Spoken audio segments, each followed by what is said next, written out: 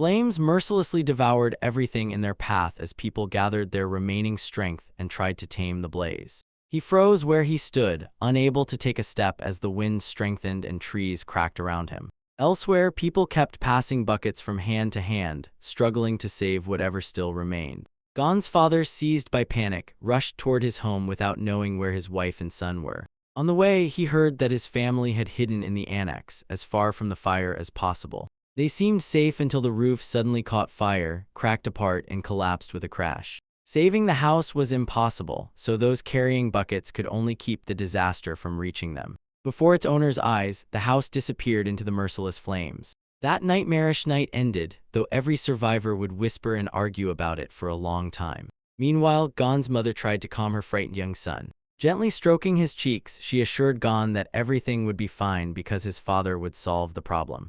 By sunrise, nothing remained of the old house but a scattered pile of ashes. The home's master sat opposite the monk who had visited him that morning. The monk Gimo explained that a vision he had seen was what brought him there. Chang Doyan, the head of Unsanbin and owner of the house, asked what the vision meant. Slowly, Gimo described something strange within the vision that was connected to a child. Hearing this, Chang Doyan was immediately overwhelmed by anxiety for Gon. Dark suspicions raced through his mind as he wondered whether something terrible had happened to his son. Nearby, little Gon stood frozen and silently stared at the scattered ashes. His eyes remained fixed on the place where their house had stood moments before. Workers searched the rubble for miraculously preserved belongings and dismantled the ruins meter by meter. Meanwhile, Gimo continued dropping hints and delayed his full explanation. Unable to endure the tension, Chang nearly leapt from his chair. With every second growing heavier, the monk seemed to sink deeper into concern for Gon. Finally, Gimo revealed that Gon would live a long life, but one detail turned that promise into a burden. In his shaky vision, Gimo saw the spirit of agricultural wealth as gains reached the family, then vanished while losses slowly stripped away all their property. Chang Doyan erupted in anger when Gimo suggested that Gon's fate might be the root of the family's ruin. To Chang's outburst, Gimo responded almost without emotion, saying only Amitabha. The father lowered his head, shattered and unable to understand how his own son could cause such trouble. Yet Gimo offered hope. After consulting his mentor, he already had a clear plan that could save the family. Chang's eyes widened as he waited desperately to hear what solution the monk meant. At that moment, Gon's mother was playing with him nearby. She handed Gon a book and patiently taught him how to read, step by step. While Gon's mother smiled as she played with him, Gimo explained exactly what needed to be done. If Gon were entrusted to a virtuous monk and raised modestly, the family could avoid ruin. Nervously tapping the table, Chang saw no way out, for he was 40 and Gon was his only son.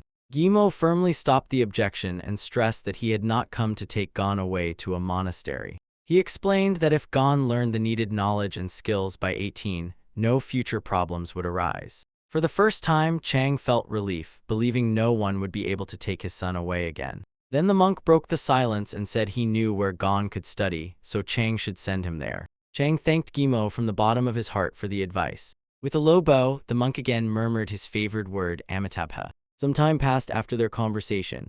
Gon's parents tried to quiet him as two men held him and Gimo calmly watched from the side. Unable to stop crying, Gon's mother feared for him while Chang urged her to hold on and control herself. Little Gon ignored every word, struggled against the men's grip, screamed as loudly as he could, and broke free from their hands. To calm his wife, Chang said Master Quen Mok of Shaolin had agreed to take Gon, though she found the monk suspicious and felt that everyone feared him. Chang took her words harshly, especially because Gimo stood nearby and heard every one of them. Despite her doubts, Gimo called Quen Mok the embodiment of good and asked her to wait exactly 10 years. Exactly 10 years, not a day less or more, Gimo assured her. Meanwhile, Gon cried out for his mother as she reached toward him and called his name again. Men lifted him and began forcing him into the carriage. Bracing his hands and feet against the doorframe, the boy resisted, but they still pulled him inside.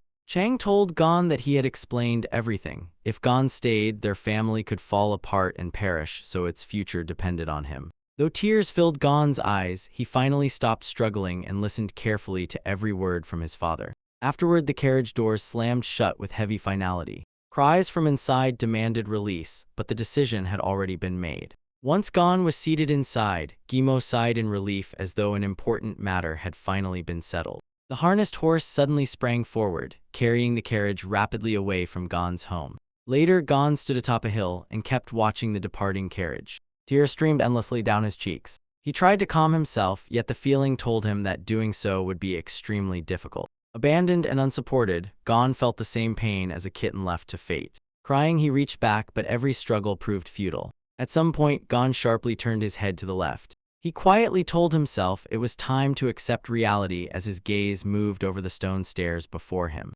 Above the stairs, Gon saw an old, bald monk and understood that the stern, slender man would shape his life for the next 10 years. Sometime later, the monk worked in the garden while Gon sat on a bench deep in thought. His father's warning still echoed in Gon's mind. The prophecy could bring ruin to their family. Gon understood that this was why he had to remain near the kind monk. Fear that his parents or even the monk who fed him well could die after the family's ruin made Gon bite his lower lip.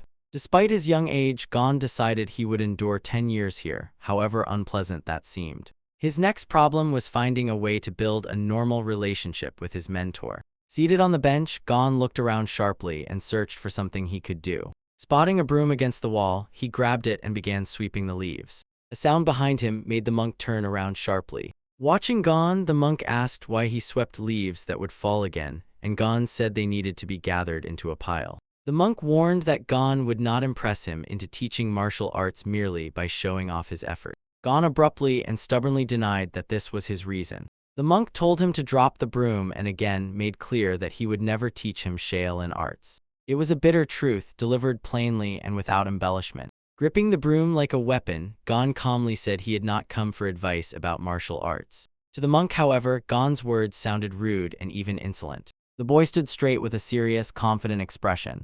The monk could not bear conversation with people after living alone in the mountains for 30 years. He had never accepted disciples, calling them needless trouble after leaving Shaolin through his own stubbornness to pursue what he enjoyed. His mentor had taught that solitude grows easier with age, then asked how a man with no one to care for him could take a disciple. The monk answered instantly and without hesitation that he did not want to. Still, the old sage made him listen until the entire account had ended. He framed the matter not as a simple request, but as a gift offered by life itself. The monk saw that Gon's merchant father had likely made the request, yet the burden had still been placed on the boy. Standing before Gon, the monk angrily blocked his path and demanded to know why he had climbed the mountain. He then said he would demonstrate martial techniques, but warned Gon not to throw him off balance or he would send him home himself. Gon shouted after him that he did not want to be here either. He explained that a prophecy had forced him onto this journey because his arrival supposedly decided his family's fate. Wiping at his tears, Gon cried that everyone would perish if he did not do this. Frozen in place, the monk understood that even being driven away would not let Gon return home. The monk concluded that Gon's parents were cowards who had cunningly brought him to Shaolin to study. It became clear that the tearful boy knew absolutely nothing about Shaolin. Breaking the silence with a sharp outburst, the monk declared that he hated children and ordered Gon to be quiet. The monk's sudden scream struck Gon like thunder after he had seemed so composed and quiet. Grabbing Gon sharply, the monk ordered him inside to change out of the irritating clothes he wore. He said bright clothes only hindered people in these mountains, though Gon could not see why his mother's simple choice was a problem. Moments later, the monk placed a meal on the table. Gon was troubled to learn that temple food used no fire, while the monk claimed fire-cooked dishes sharpened a person's character. The monk asked why anyone needed pious meditation if they still exploded inside and could not calm themselves. Dressed in the worn, plain clothes, Gon could not imagine enduring them for 10 whole years. Staring at himself again and again, he could not understand how he was supposed to survive this way. At last, the monk proposed that they begin eating. Before taking a bite, Gon asked why the monk was so irritated if he ate this food every day. The monk searched his memory for a time anger had overwhelmed him until Gon reminded him that he had shouted minutes earlier. Through clenched teeth, the monk demanded to know how Gon dared say that, while his anger refused to fade. Even so, the monk realized he had never encountered such astonishing children before. Fixing his gaze on Gon's eyes, he wondered whether the boy was mocking him or had some other intention. Behind Gon's innocent expression, the monk saw genuine curiosity rather than any attempt to mock him. During lunch, they suddenly argued over whether it was permissible to break firewood for a fire.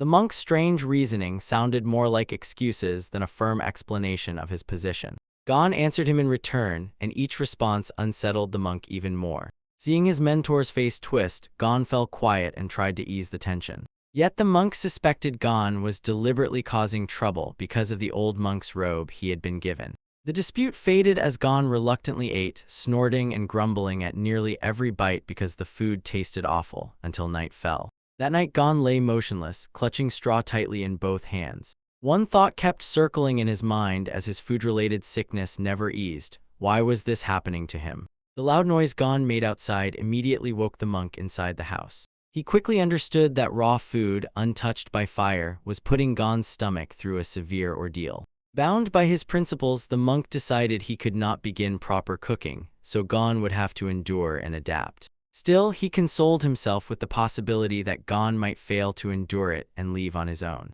Exhaustion drained all strength from Gon's face as diarrhea struck after every meal for half a month. Irritated, the monk asked why Gon had vanished yesterday without warning, though Gon sensed there might be genuine concern behind the complaint. Noticing Gon's red hands, the mentor abruptly broke the silence and demanded to know what had happened. He warned Gon to be careful. If he tore his clothes or wore out his shoes accidentally, he would receive no replacements. Gon complained that he ate very little, yet each meal left him shaking with diarrhea.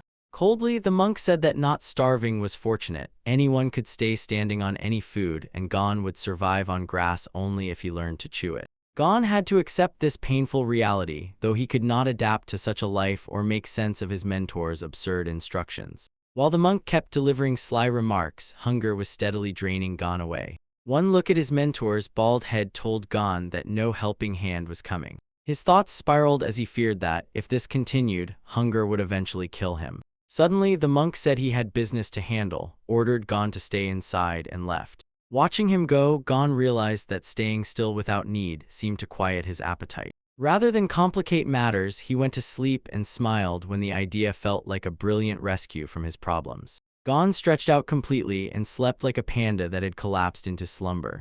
As soon as his sleep began to fade, his mentor entered the room and interrupted him. The boy explained that when he moved less and slept more, he did not feel hungry at all. Immediately, the monk snapped that laziness and needless movement were vastly different, and people who only ate and slept were vegetables wasting food. Hearing the word vegetables, Gon wondered why they could not feed him first before calling him that. Muttering that Gon annoyed him unbearably, the mentor turned sharply and left the room. Left alone, Gon sat in confusion without knowing what to do next. Outside, the weather was beautiful as the monk read a book and calmly moved prayer beads through his fingers. From behind the barely open shed door, Gon secretly watched his mentor outside. Watching the beads turn, Gon wondered what his mentor was doing as he read the sutras. Gon considered asking directly what his mentor was doing, then said he liked the sound of the sutras. His mentor cut him off, saying there was no reason to pronounce them aloud, especially in these mountains. He explained that he read the text with his eyes and sounded out every word only inside his head. To Gon, that seemed utterly incredible, and he no longer hid his amazement. Leaning toward the boy again, the mentor asked why he thought sutras should be pronounced aloud at all. Sharply, the monk said shouting and striking only emptied the stomach and brought no one closer to enlightenment. Even that explanation left Gon feeling as though the rude mentor had struck him. Turning back to his book, the mentor flipped a page and sternly ordered Gon to stop disturbing him, pushing him away. With no other choice, Gon turned away and left, furious at the treatment. As Gon thought that the mentor always lost his temper and yelled, a new idea suddenly came to him. If he followed the mentor's commands, Gon decided, the monk would stop yelling at him. From then on, Gon planned to watch the monk closely and copy his behavior to learn how he moved so little without hunger. That wonderful plan stayed in Gon's mind as night fell over the street. Nearby, the monks cleaned the grounds, sweeping dirt away and clearing the paths. Meanwhile, Gon prepared for sleep while his mentor carefully made the bed. In amazement, Gon saw the mentor finish making the bed in only a second. The next morning, even the mentor could not hide his surprise when Gon woke so early. Instead of truly waking, Gon remembered the command not to waste time and to make his own bed. Gon wondered why the mentor hurried so much when the sun had not even risen. Still, he had only one plan: finish everything quickly and follow his mentor's example. Like lightning, Gon rushed to make his bed. His attempt, however, was neither as neat nor as swift as the mentor's.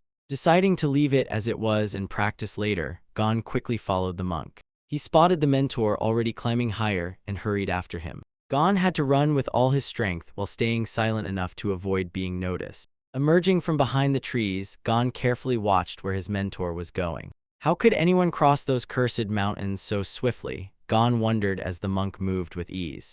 Every movement looked calm and completely free of hesitation. Using one stone as a foothold, the mentor effortlessly leaped to the next. Somehow, Gon kept up by slipping between trees and hiding behind their trunks. Clenching his jaw, Gon could not understand how the monk climbed uphill so easily, as if it were nothing.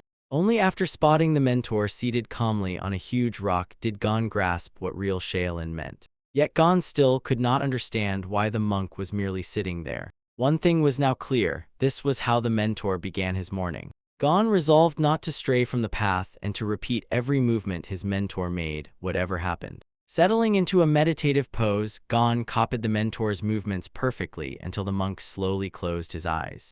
Driven by incredible curiosity, Gon tried again and again to maintain the same posture and uncover its secret. As dawn arrived, the motionless mentor remained still, and Gon realized he could not endure the pose any longer. Opening one eye, Gon immediately checked whether his mentor was asleep. For a moment, Gon thought the monk was dozing and sensed the unfairness of being told not to close his own eyes. Then something suddenly changed, and Gon opened his eyes wider than before. At that moment, Gon's stomach rumbled loudly enough to echo through the mountains. The mentor could not ignore the sound. The mentor could not ignore the sound. Heard what he should say. Approaching the mentor, Gon heard that anyone watching from nearby had to remain unseen, not burst out and disturb him with hungry grumbling. Gon declared that hunger would not defeat him, then immediately realized he could not calmly finish the practice. Suddenly, Gon noticed a white substance spilling from the gate and flying straight into his nose, and curiosity seized him. It was unclear whether Gon was naturally so inquisitive, or whether such curiosity was normal for children. Unable to understand what was happening, the mentor was distracted by Gon's large, hopeful eyes. He hesitated, wondering whether he truly needed to explain it to Gon in all the detail he wanted. After considering the matter, the mentor decided there was no secret to the practice and agreed to explain it. He explained that his technique was Yakinkyon, a method of inner vision known to only a few people at Shaolin. What Gon had noticed was Qi, the primal source of every living thing in the world. Stunned, Gon froze and jokingly compared the revelation to cigarettes. The mentor firmly clarified that Qi existed throughout heaven and earth, and absorbing it let people live longer and remain healthier. Gon finally understood why his mentor never seemed hungry. He fed on that energy. The mentor said that mastering the practice let the whole body absorb energy, which became internal energy and the foundation of martial arts. Nervously, Gon wondered why he had not realized earlier that hunger could be answered by breathing more air. A plan immediately formed in Gon's mind to master feeding on energy without the mentor's help. He imagined praising the mentor every moment because hunger would no longer torment him. Having considered it all, the mentor addressed Gon and made the offer he had prepared. He allowed Gon to watch the morning practice but ordered him to keep his distance and neither touch nor interfere with him. Gon accepted the conditions, stepped back, and hid behind a tree. To the mentor's confusion, the boy suddenly fell silent and asked no questions. He thought that one more question might have led him to reveal one of the Taoist techniques. Behind the tree, Gon closed his eyes. From then on, his entire effort centered on mastering the art of feeding on energy from the air. Settling into a meditation pose, Gon focused on controlling his thoughts and trying to conquer that power.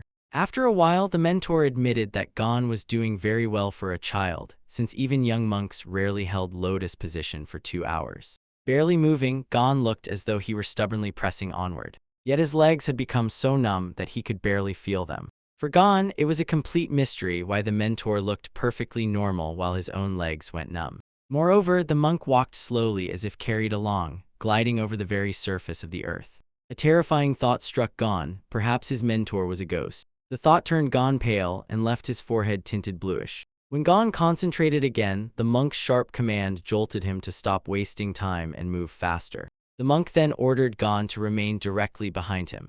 Following behind, the boy noticed that the mentor's shoulders and arms barely moved, while his feet scarcely touched the ground. In another brilliant theory, Gon guessed that the mentor stayed so still simply to avoid getting hungry. It looked incredible because the mentor's gait seemed to waste almost no extra energy.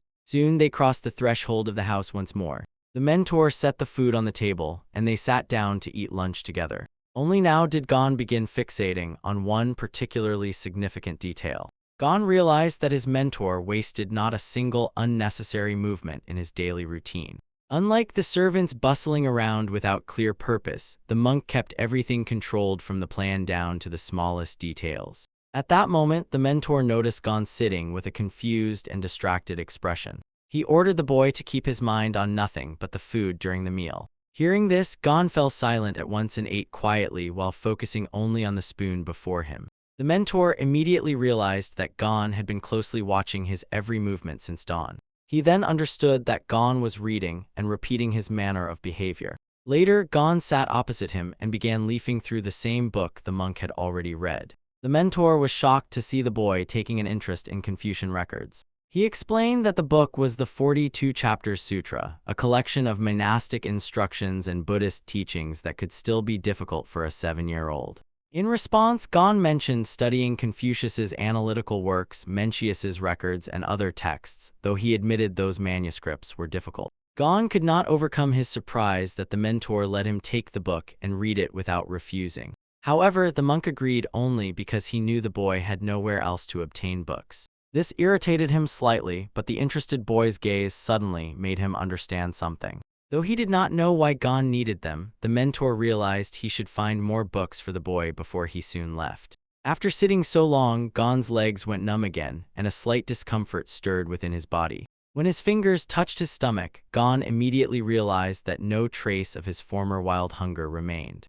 He looked through the doorway and wondered whether he should return to rest. But something beyond the doorway confused him and threw him off balance. Gon noticed the mentor holding an unnaturally composed stance, then moved closer for a better look. With a calm, focused expression, the mentor slowly guided his hands through the air as if performing an invisible ritual. The motions remained smooth and controlled, immediately holding Gon's gaze. Putting that impulse into action, Gon began copying every movement. Noticing the imitation, the mentor froze in surprise before becoming fully convinced. He realized Gon was duplicating each gesture exactly, movement for movement. Taking it as a challenge, the mentor continued without intending to stop. Keeping his eyes on Gon, he performed every planned motion with measured precision as the boy stubbornly copied him. After only a few movements, tension showed on Gon's face as the task drained his strength.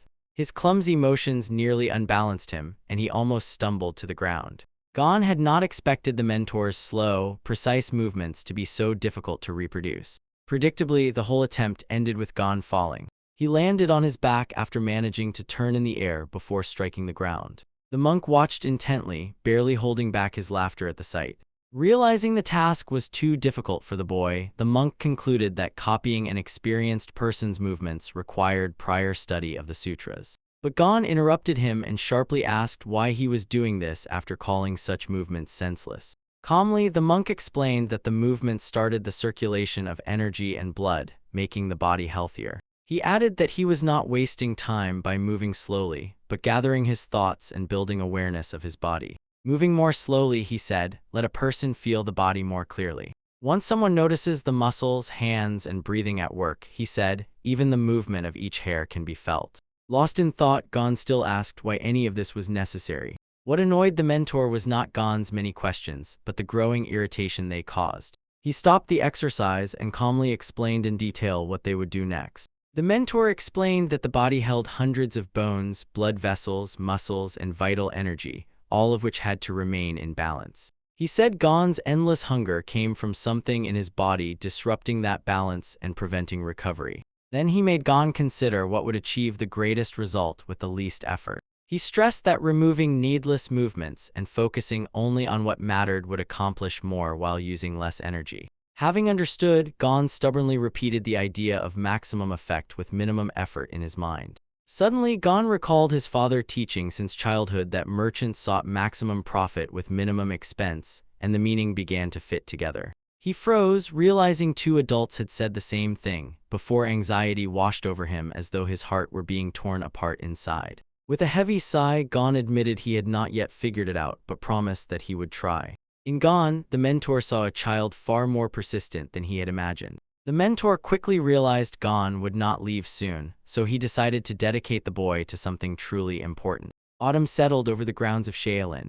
Leaves slowly settled over the ground like a canvas, wrapping the surroundings in silence. Nearby, a student clutched a book, his face showing total confusion because he could not understand anything. He could not understand why error-free pantry records for grain and expenses still showed far less stock than the year before. Another student suggested the loss was caused by the growing number of believers. Yet donations had fallen, and even the expected supplies would be only half of last year's amount. This problem arose from difficulties affecting many people at once. Other expenses had also climbed far more sharply than usual. From the numbers alone, it was clear that the coming year would be incredibly difficult. Liquid seeped from openings in the products like water from a leaky straw barrel. By then, winter already ruled outside the window. Beside Gon, the mentor sat while the boy sneezed without stopping. Wrapped tightly in every blanket available, Gon could not understand why the winter was so fierce. At home, the heat had been so intense that sweat ran from him without effort.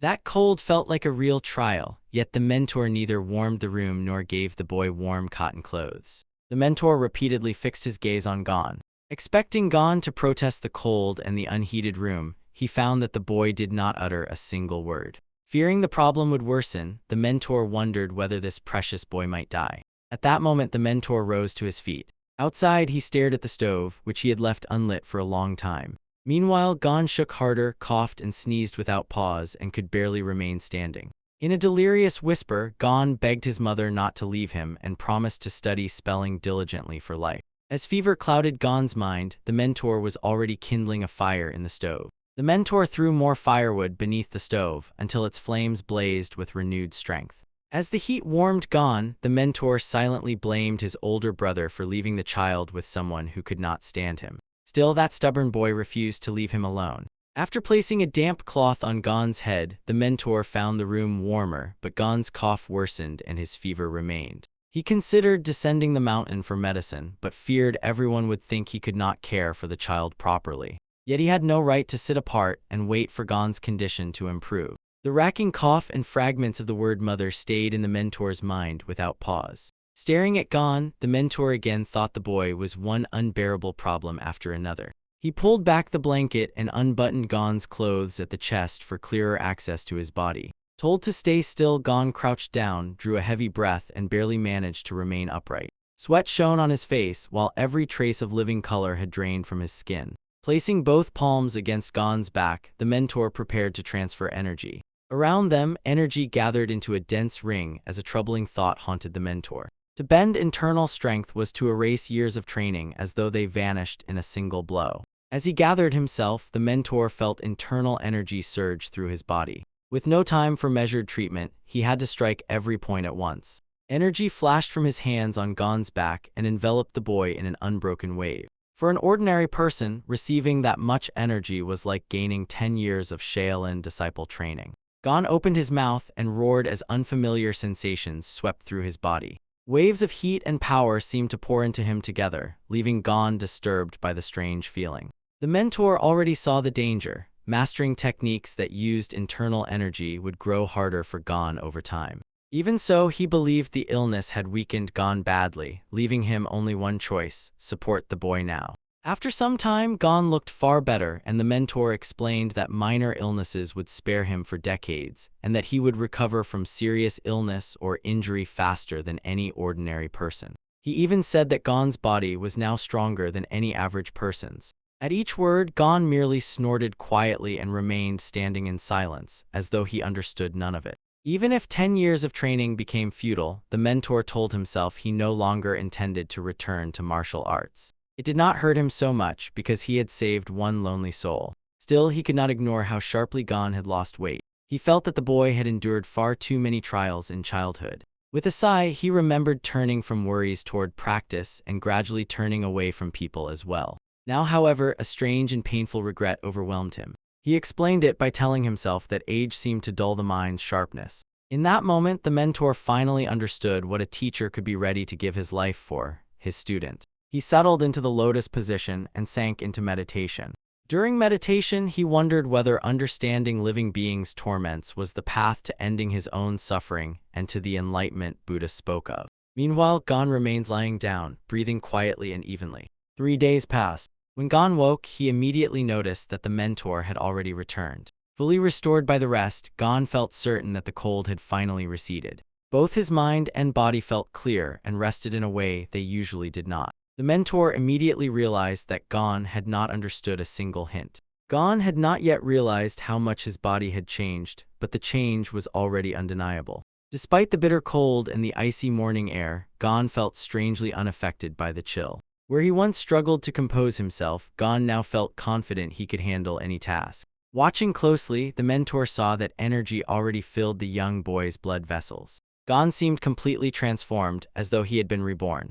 The mentor knew it had required considerable effort, yet Gon now had another chance. Gon slowly drew air into his lungs, then released it with the same measured control. His mentor instructed him to place his hands on his knees, raise his palms skyward, and exhale slowly through his nose. With every exhale, Gon had to release about 80% of the air while carefully controlling his breathing rhythm. While the mentor positioned himself slightly higher, Gon repeatedly practiced the exercises from the very bottom. Teaching Gon martial arts now, the mentor thought, could allow the boy to grow into a master. Those thoughts unleashed conflicting feelings, and he pressed his lips while replaying old memories again and again. He forced himself to dismiss the thoughts, knowing he had to take Gon to the school, obtain the director's permission, and clearly explain why it was necessary. For such a small child, the decision seemed unwise. Anxiety gnawed at the mentor as these thoughts visited him more and more often. Several days passed before they stopped in the same place again for meditation and training.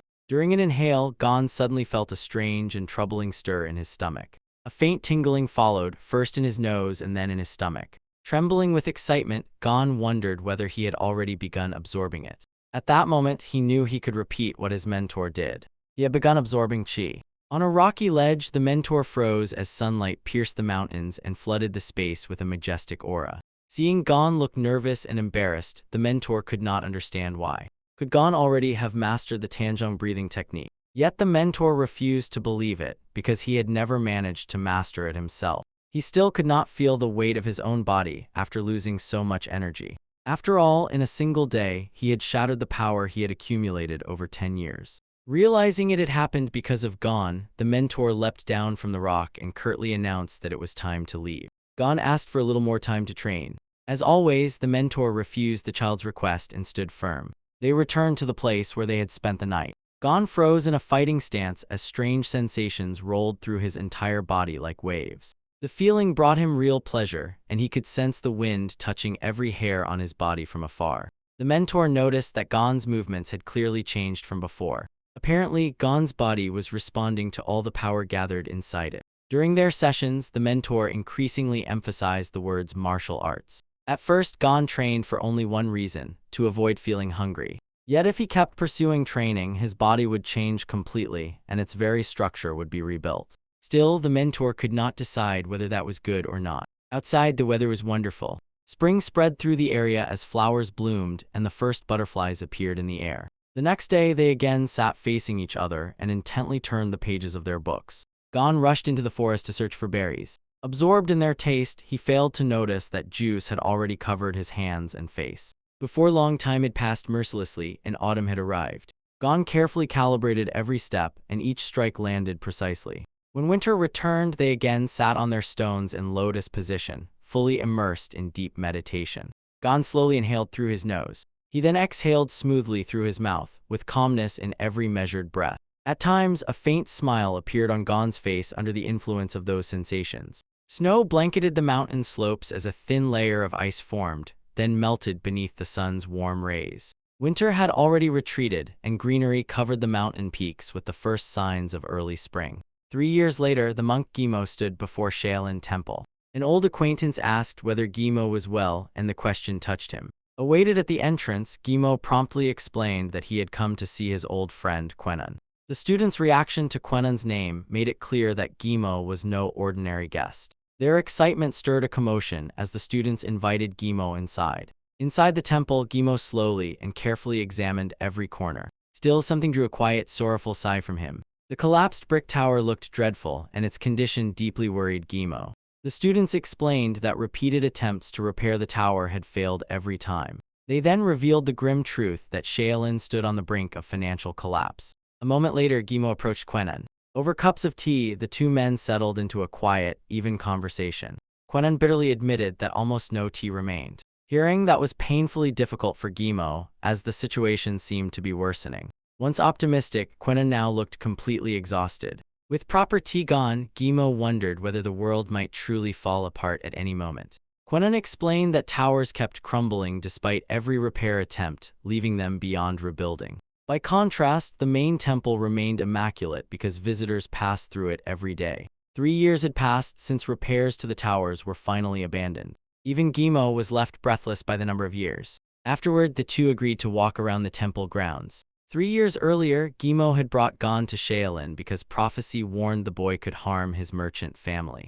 Once ideal for such cases, Shaolin had declined, while Gon failed selection and stood on its grounds without acceptance. Gimo pushed those thoughts aside and dismissed everything as a simple coincidence. Turning to Quenan, he asked whether there was any way to help the temple. Although money talk displeased him, Gimo could ask a merchant for help if the temple lacked necessities. Quenan reassured him with confidence that this year's harvest had been excellent. Yet Gimo understood the situation too well to find those words anything but strange. His thoughts lingered on Quenan's answer before returning to the same concerns. Could the child be the cause, Gimo wondered, as though it held its place while something unseen flowed endlessly into a bottomless pit. Whispering Amitabha, Gimo left for another Buddhist temple, saying only that he had business there. There he intended to pray 1,000 times more earnestly to pull Shaolin from trouble. Guilt convinced Gimo that he could not retreat and had to intervene somehow. Quenan urged him not to spend so much time traveling to another temple at his age, but Gimo stubbornly refused to yield. Ignoring every plea, Gimo set off at once and nearly ran. Within only a few minutes he had arrived. Gimo prayed with all his heart, trying to save Shaolin Temple from ruin. Kneeling down, he bowed to the ground and gripped the rosary beads around his neck. Rising again, Gimo repeated the same words and remained wholly absorbed in prayer. Beside him stood a beautiful Buddha statue whose calm grandeur seemed almost alive. Before the statue, Gimo prayed and begged that everything around him would prove to be a coincidence. Slowly, he sank to his knees once more and bowed, completely lost in thought. After some time, Gimo returned to Quenan.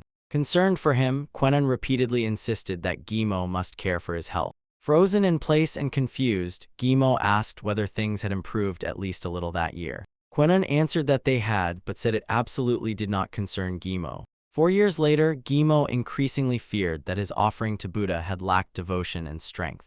Realizing the trouble remained, he abruptly sought another solution, and Quenan rushed after him without stopping him. After Gimo intervened at Shaolin, young monks began offering thousands of prayers, sometimes 10,000 at a time.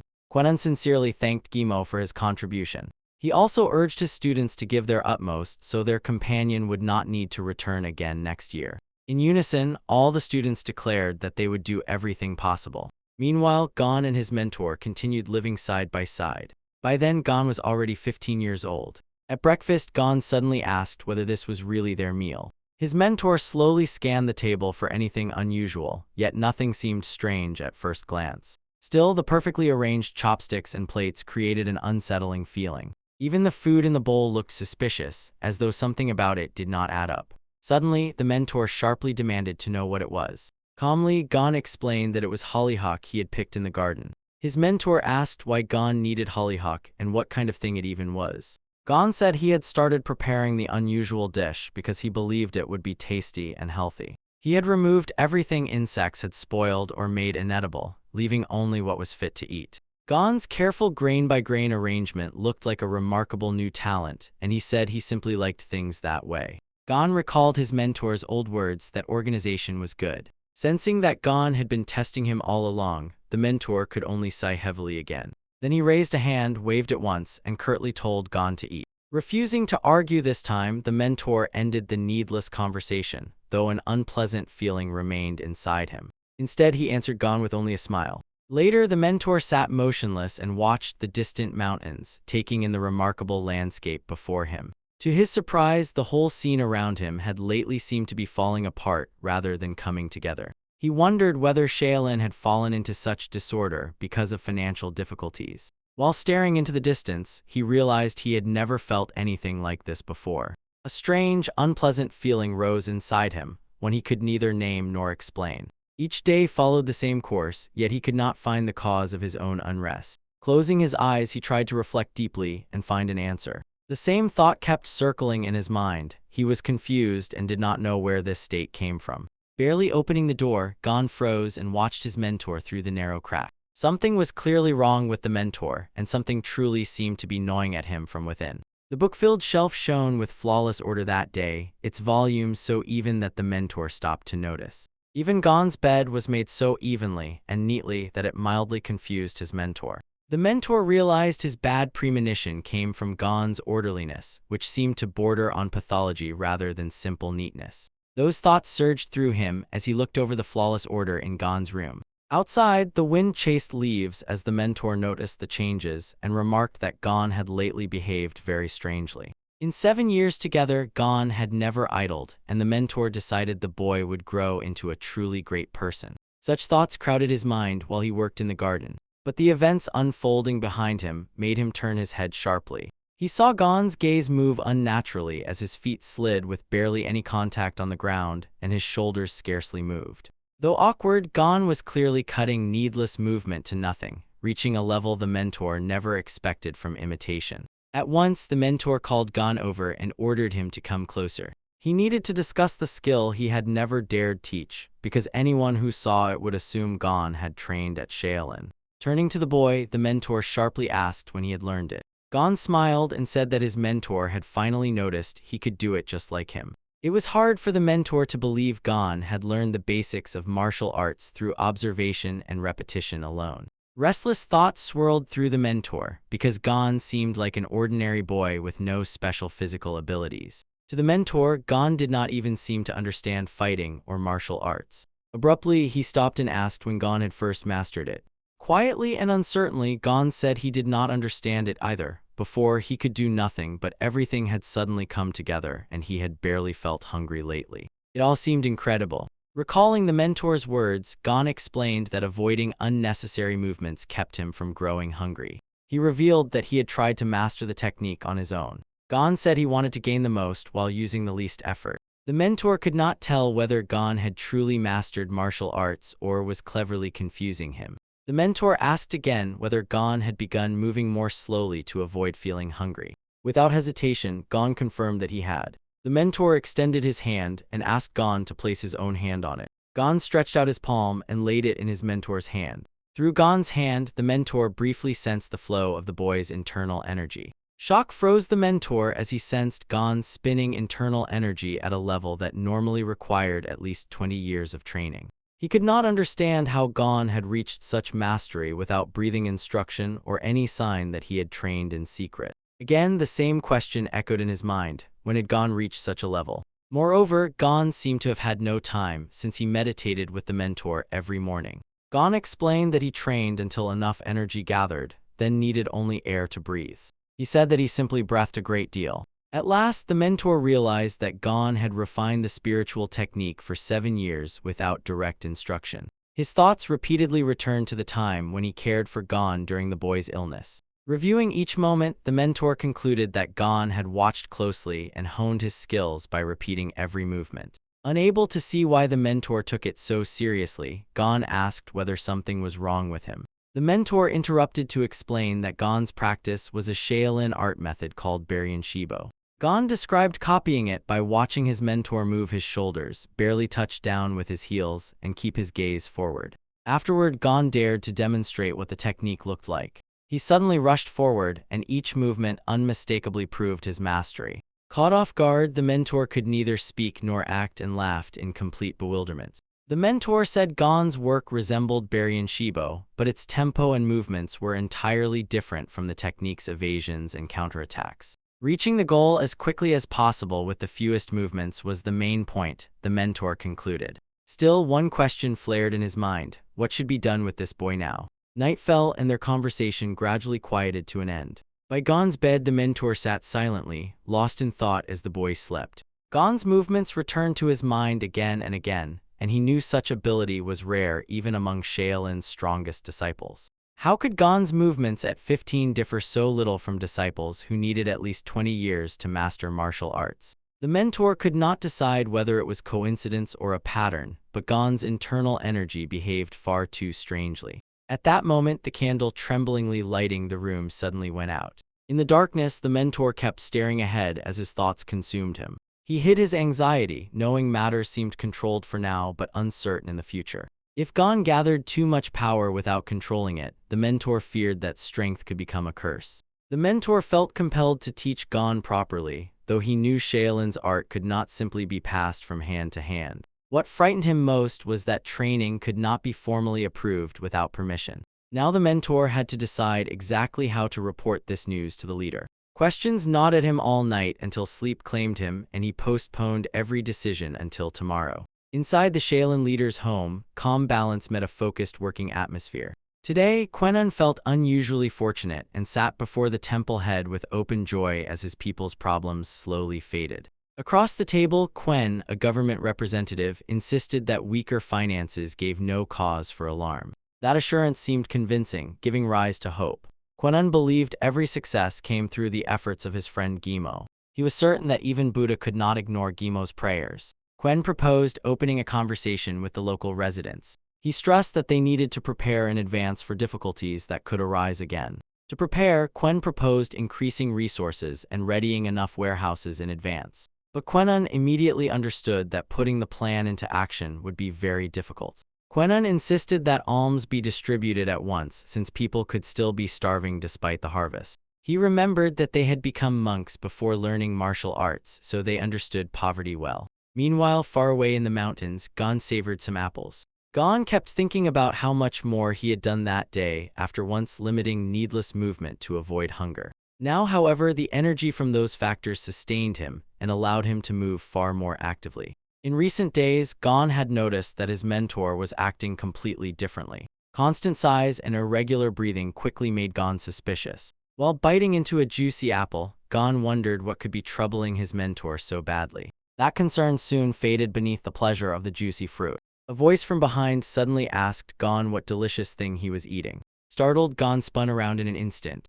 An unfamiliar old monk stood behind him, shattering Gon's calm and making him drop the apple. The old monk apologized at once for frightening the boy. From the man's clothing, Gon immediately recognized him as a Shaolin monk. Bowing respectfully, Gon introduced himself and explained that he lived near Master Quen Mok. Those words unsettled the old monk so deeply that he froze in surprise. Studying Gon's oversized clothes, the monk realized that the boy truly lived with Quen Mok. The old monk then mentioned seeing Gon feast on fruit in the mountains a few days earlier. When Gon asked how he knew, the monk only said that he had his own ways. In truth, the monk had recognized Gon's fruit-gathering gestures and the technique behind them. He had also noticed that Gon's walk seemed unusually strange. The monk suspected Gon practiced martial arts and wondered whether Quen Mok taught him, though he could hardly believe Quen Mok accepted students. How had Gon endured 7 years with Quen Mok, given the master's notorious character?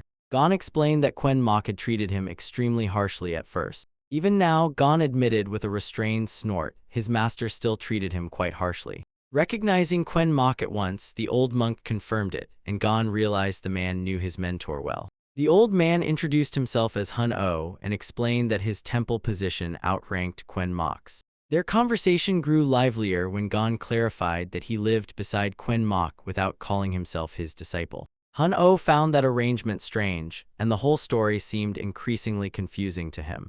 Asked about his technique, Gon said Quen Mok had mentioned it once, but he knew nothing about its details. That answer surprised Hun-O once again.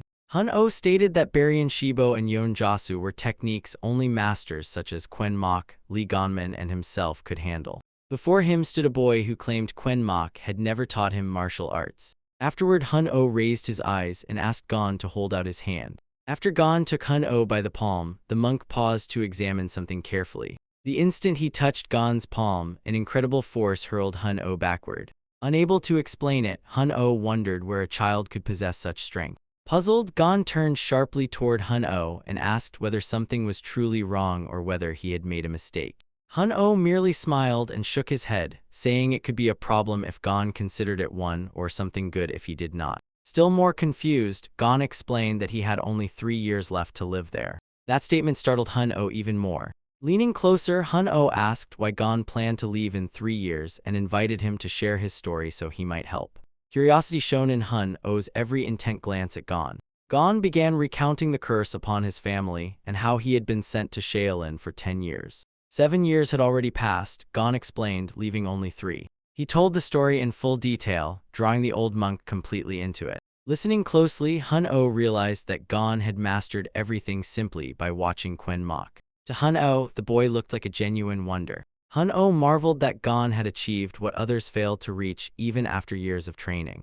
Nothing Hun-Oh could remember had ever impressed him so profoundly. Hun-Oh could scarcely believe that Gon had reached Shaolin alone, and he wondered what basic martial techniques might reveal in such a boy. To Hun-Oh, people like Gon appeared perhaps once in a million lives. Gon sharply asked why he should remain here if trouble struck home, especially with only 3 years left.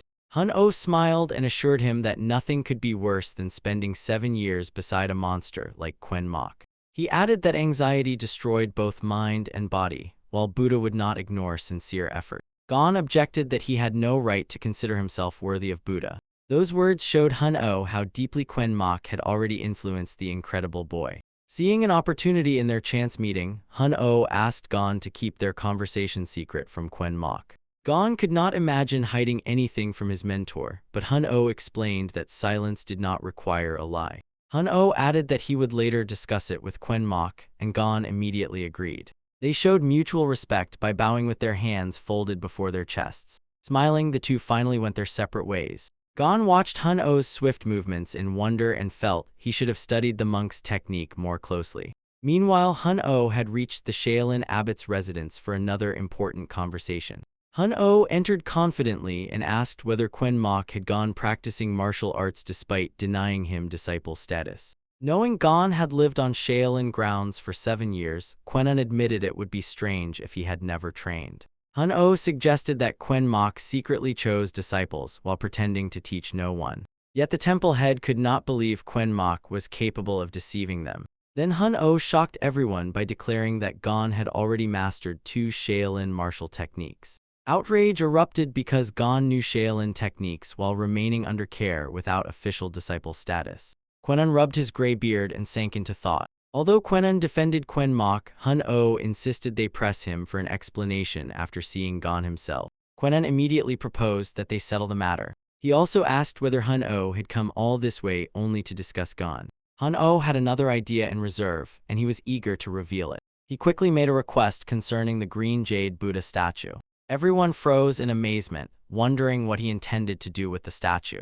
After all, the sacred object carried immense value within Shaolin. The temple head rejected the request, but Hun-Oh argued that Shaolin's future depended on the statue. Sharply, the temple head asked how he could betray the will left by the deceased. His answer remained unequivocal: it was impossible. The mustached monk suddenly understood why Hun-Oh had ordered the Buddha statue to be made from green jade. The statue could be transferred only when truly necessary, yet Hun-Oh was no longer permitted to use it. It emerged that Hun-Oh had been forbidden to teach students, and everyone saw that he wanted Gon as his protege. Quen silently watched the loud dispute as Hun-Oh kept pressing the temple head to let him take the statue. Quen recalled that Hun-Oh had never sat still as a child and constantly caused trouble around him. Even as an adult, Hun-Oh had remained the same, and that behavior ultimately cost him the right to take apprentices. After lengthy deliberation, Quen said he would announce the final decision by 2 that afternoon. The mustached monk seemed deeply displeased and waited impatiently for the outcome. By contrast, Hun-Oh burst with joy and assured everyone that he would never betray or disappoint them. The mustached monk looked between the leader and Hun-Oh, trying to see how it would end. While the pause continued, Hun-Oh left the room with a smile. Outside, deep night had long since settled. Along a narrow mountain path, Quen Mok and Gon walked slowly, each seemingly absorbed in his own thoughts. Quen Mok watched Gon move with delight, as though a ghost floated before him. Quen Mok watched Gon's steps grow steadier, slower, and more precise, while even the cool morning wind left the boy untouched by cold. What worried Quen Mok most was the boy's smile, so he asked why Gon was smiling. Gon explained that he absorbed so much chi at dawn that a full day's intake amounted to less than 1 dawn sip. Quen Mok was stunned to learn Gon had not merely been chewing fruit for fun, but had been sustained by chi all along.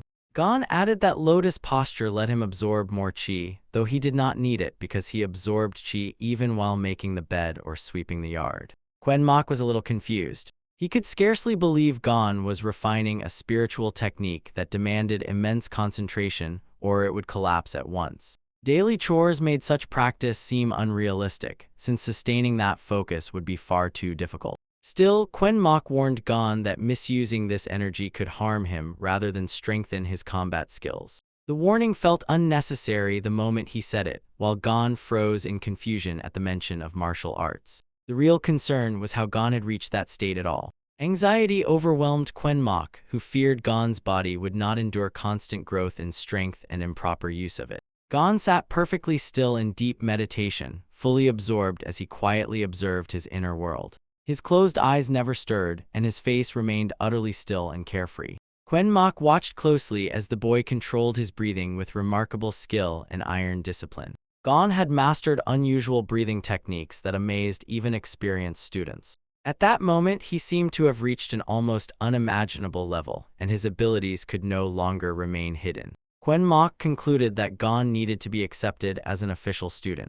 Yet he knew he had to report the matter to the head of the clan immediately. Meanwhile, something was unfolding inside Hun-Oh's hut. Within the cramped room, a quiet and measured conversation unfolded amid a calm, fragrant atmosphere. A pleasant aroma rose from the cup on the table. Hun-Oh sat with two others beside him as they leisurely sipped tea. Yun Kang, a fencing master, pointedly refused the cup because it came from someone he had not yet met. Moon Sa Mayan, Yun Kang's student, stood nearby and watched the exchange with interest. Finally, the bearded man took a sip, swallowed slowly, and carefully savored the aroma. Enjoying their reactions, Hun-Oh calmly asked how the tea tasted. Suddenly, the tea's flavor sparked unexpected interest in Yun Kang. Why did it affect him so strongly? With thin sarcasm, Yun Kang wondered whether Shaolin grew such poisonous herbs. Yun Kang froze when he realized Hun-Oh had no intention of serving this tea to just any student. The plant's root served as medicine, but its leaves could cause harm when consumed without proper rules.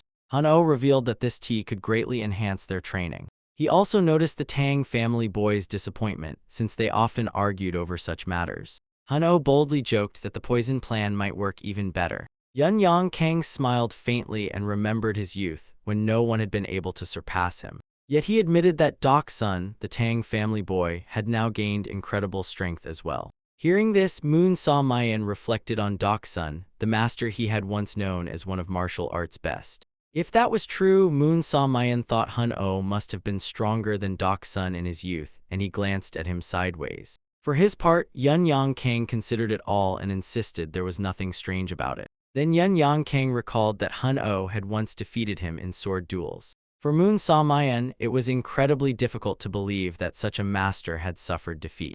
Moon Sa Mayan could not imagine anyone mastering the sword well enough to surpass Shaolin's skill. Yun Kang declared Hun-Oh a true genius and praised his flawless mastery. No master could match Hun-Oh's swordsmanship, and his effortless taiji and faster sword strikes surpassed even Jiang Xiaogam, the master of the swift sword.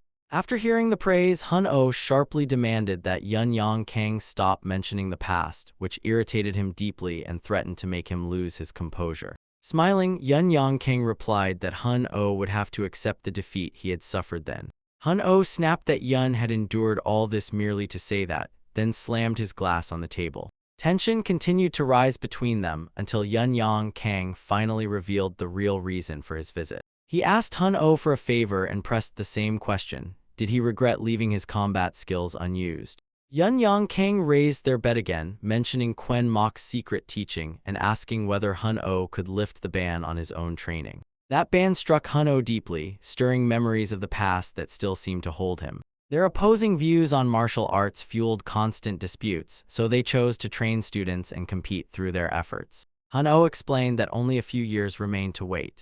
Yun Kang could not believe Hun-Oh had found a Shaolin student and immediately asked him directly. Hun-Oh firmly repeated that Yun Kang only needed to wait a little longer. Hun-Oh fixed his gaze on Yun Kang and firmly promised that the victory would be his in 5 years. With a challenging edge, Hun-Oh told Yun Kang not to die if he wanted to witness that moment. A sharp, booming laugh burst from Hun-Oh and filled the entire room. Yun Yang Kang fell into thought, knowing that Hun O's smile usually meant a surprise was about to follow. Old quarrels sparked by that familiar smile flashed through Yun Yang Kang's mind as he wondered what Hun O had prepared this time. Meanwhile, Gon's mentor Quen Mok stood silently on the mountainside, gazing into the distance in deep thought. He replayed a recent talk with another monk, who said the temple head wanted to see him together with Gon. Quen Mok decided that this was not yet the right moment for such a meeting. Quietly, he wondered whether the temple head understood what Gon was capable of. At last, Quen Mok approached Gon and told him that they would descend the mountain that day. Quen Mok warned Gon that they might meet the temple head and asked him to behave with extreme politeness. Sensing that something was wrong, Gon pulled a series of funny grimaces. The mentor stared at Gon and sharply demanded to know what kind of face he was making. Gon explained that the expression came from imagining how hungry he would be after they descended the mountain. His mentor gently calmed him by promising that mooncakes would be waiting once they reached the bottom. Since the Mid-Autumn Festival had only recently passed, Quen Mok thought there were probably still mooncakes left. At the thought of the treat, Gon began salivating, tossed aside the broom he had just been using, and eagerly prepared to leave. Delighted by the mooncakes, Gon looked ready to rush down the mountain at once. All of Gon's grimaces vanished, replaced by a happy and impatient smile. After some time, they began to descend, and Gon remembered that 7 years earlier he had thought exhaustion was his final limit, yet now he stood in full health, which felt like a true miracle. Gon decided that when Master Hun O appeared again, he would ask to see that technique once more. During the descent, Gon did something so incredible that Quen Mok demanded to know what he had just done. Stunned, Quen Mok immediately ordered Gon to stop. His eyes dropped to Gon's feet, and Quen Mok instantly recognized the Tenahin Sanbo technique. That discovery made one thing clear: the situation was only becoming more complicated. Quen Mok could not understand how someone so young had learned an attack technique without anyone explaining it. Those thoughts pressed so hard against his mind that they gave him a headache. Gon was not his only concern, because worries about Quen Mok's older brother also weighed on him. Soon afterward, they came down from the mountain and entered the temple grounds. Quen Mok laid down the rules for Gon: stay quiet, avoid loud talk, and do not leave without permission. Unfazed, Gon told his mentor not to worry because everything would surely be fine. That response left the mentor suddenly gripped by baffled confusion. He then noticed 2 monks walking directly toward them. Once the monks came closer, they immediately asked why the visitors had arrived. Quen Mok boldly scoffed at the need to announce a visit and said he had arranged to see Brother Bonchan. Understanding his answer, the monks gave a deep bow, stepped aside, and let them pass. Gon finally understood why Quen Mok was known as such a stubborn and difficult person. Quen Mok barked for Gon to hurry, though he had not said where they were going.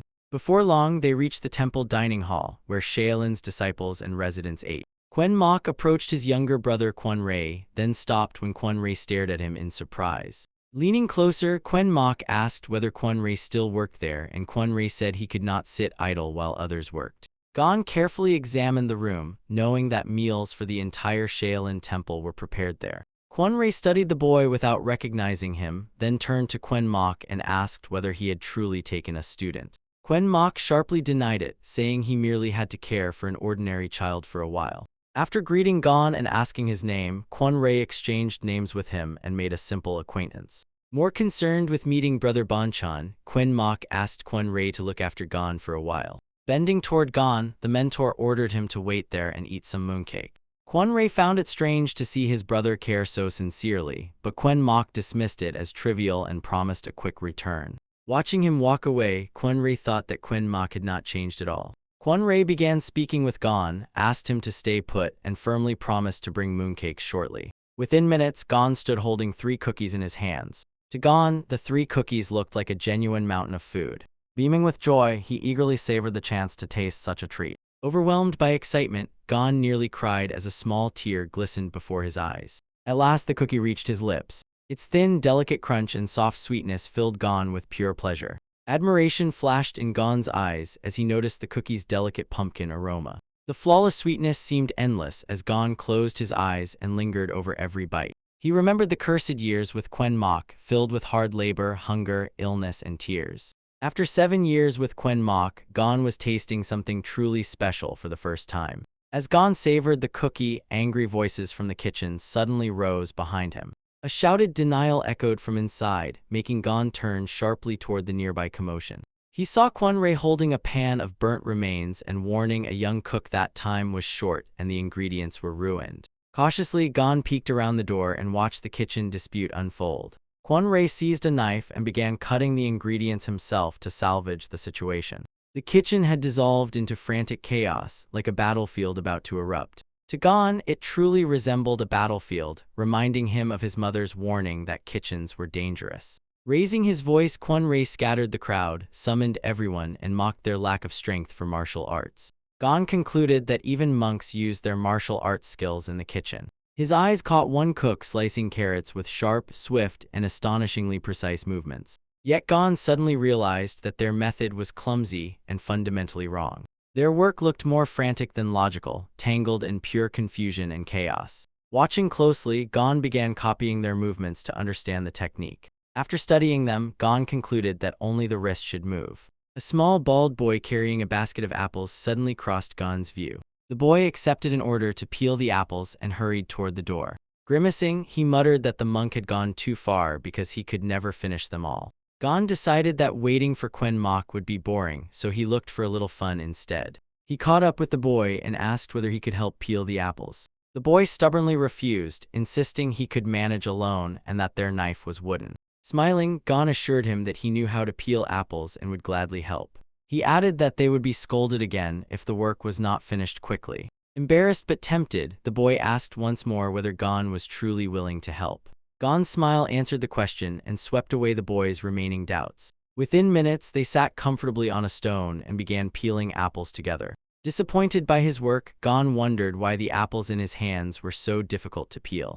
The boy's apples came out even, neat, and beautiful, unlike Gon's attempts. Noticing this, the boy explained that Gon had to remove only a thin layer of skin or face the senior monk's scolding. The boy was genuinely upset because he was honestly trying his best. He saw peeling apples with a wooden knife as a real trial, since the senior monk said he was not ready for metal. Frowning gloomily, the little boy expected a harsh reprimand for even the smallest mistake. With a sigh, he continued peeling the next apple. Clutching his apple tightly, Gon resolved to treat the task seriously and peel the skin in the thinnest layers possible.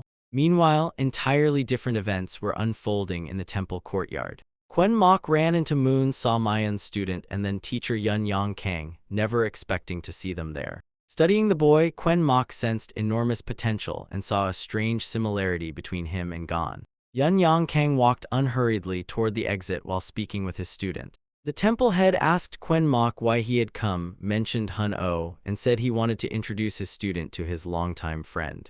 Quen Mok made clear that his relationship with Hun-Oh had nothing to do with friendship. The captain turned and asked whether Quen Mok had brought that boy with him. Quen Mok said Gon was in the dining room and asked why he should bring a child there, but the temple head said he was no longer young and should take an apprentice. The temple head said he had long known about the boy Quen Mok had been living with for more than a year. He asked whether Quen Mok truly wished to remain studentless for life when the boy was already beside him. Those words emptied Quen Mok's thoughts as the head asked whether he dared abandon the boy after all they had been through.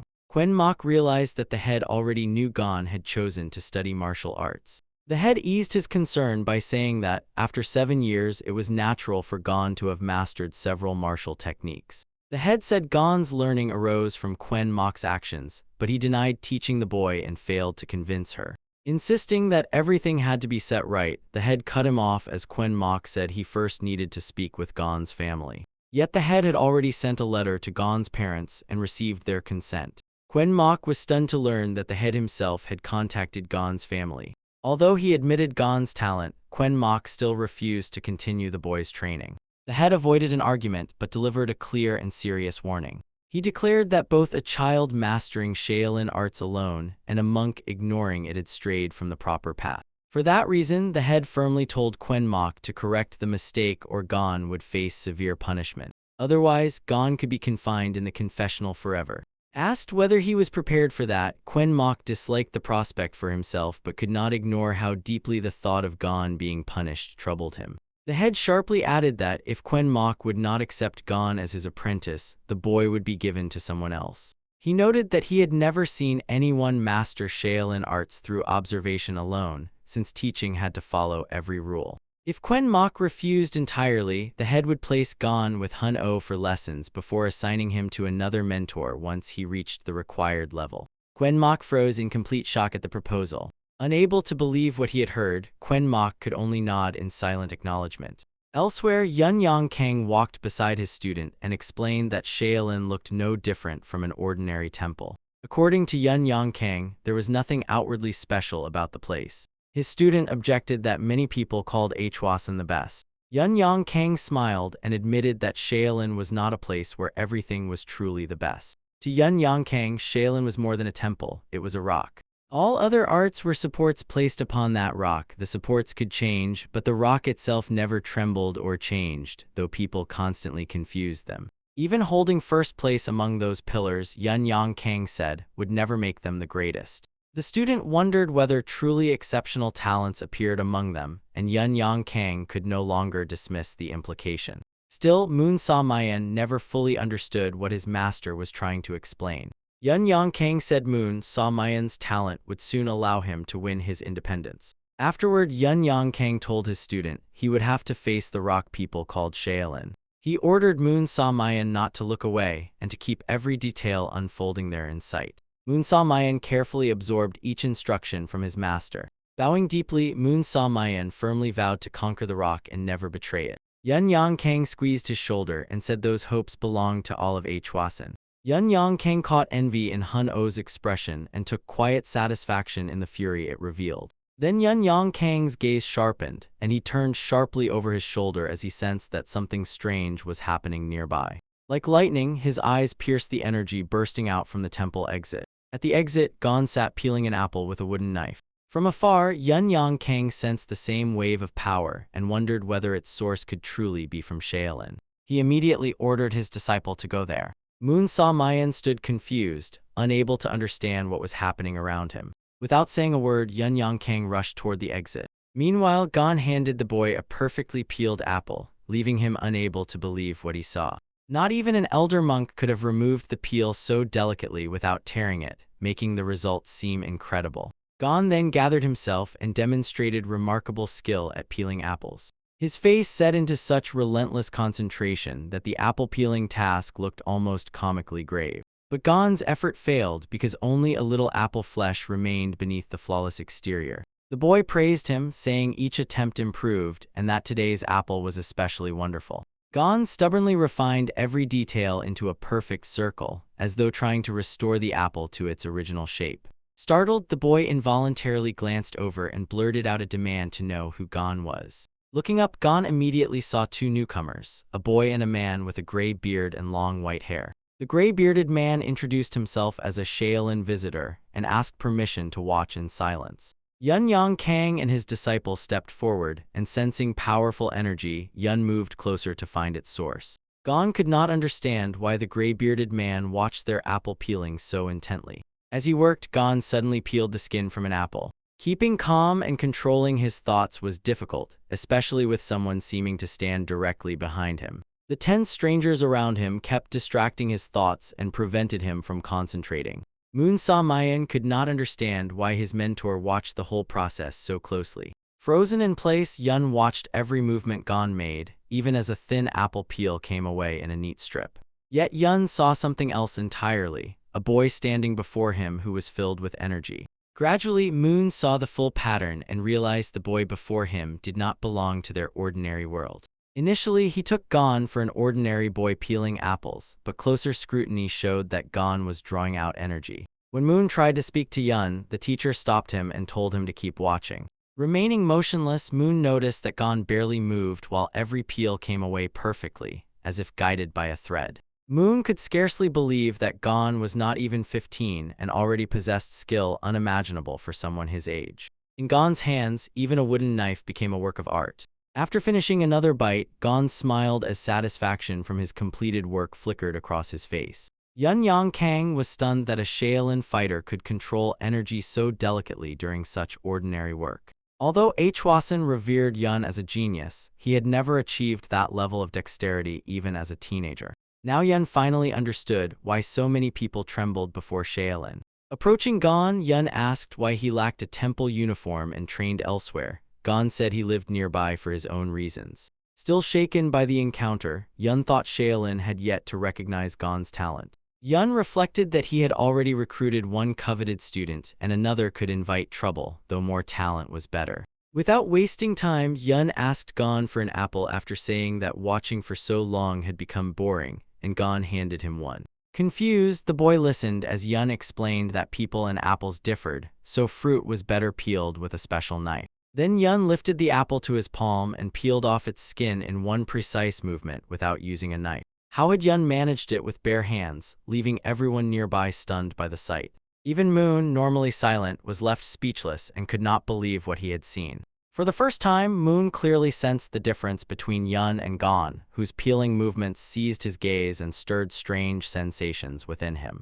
Only Gon's fingertips and wrist moved slightly while the rest of his body barely shifted, yet he peeled the apple quickly and skillfully. Moon wondered whether Gon might turn those abilities against him. He immediately realized that he had no way to block such a strike. Afterward, Moon caught the apple in his palm and examined it closely. Suddenly, Moon passionately wanted to learn to peel apples with the same skill. But looking at Yun, Moon realized the task was too difficult for him to reproduce those movements at such incredible speed. The little boy suddenly spun around and saw someone rushing straight toward them. Nearly breathless, a messenger rushed over to identify Gon and report that the chief was looking for him. Gon rose, composed himself, and calmly identified himself to the messenger. Realizing that Gon's mentor had already dealt with the chief, Yun decided it was time to bid farewell to Gon and the boy.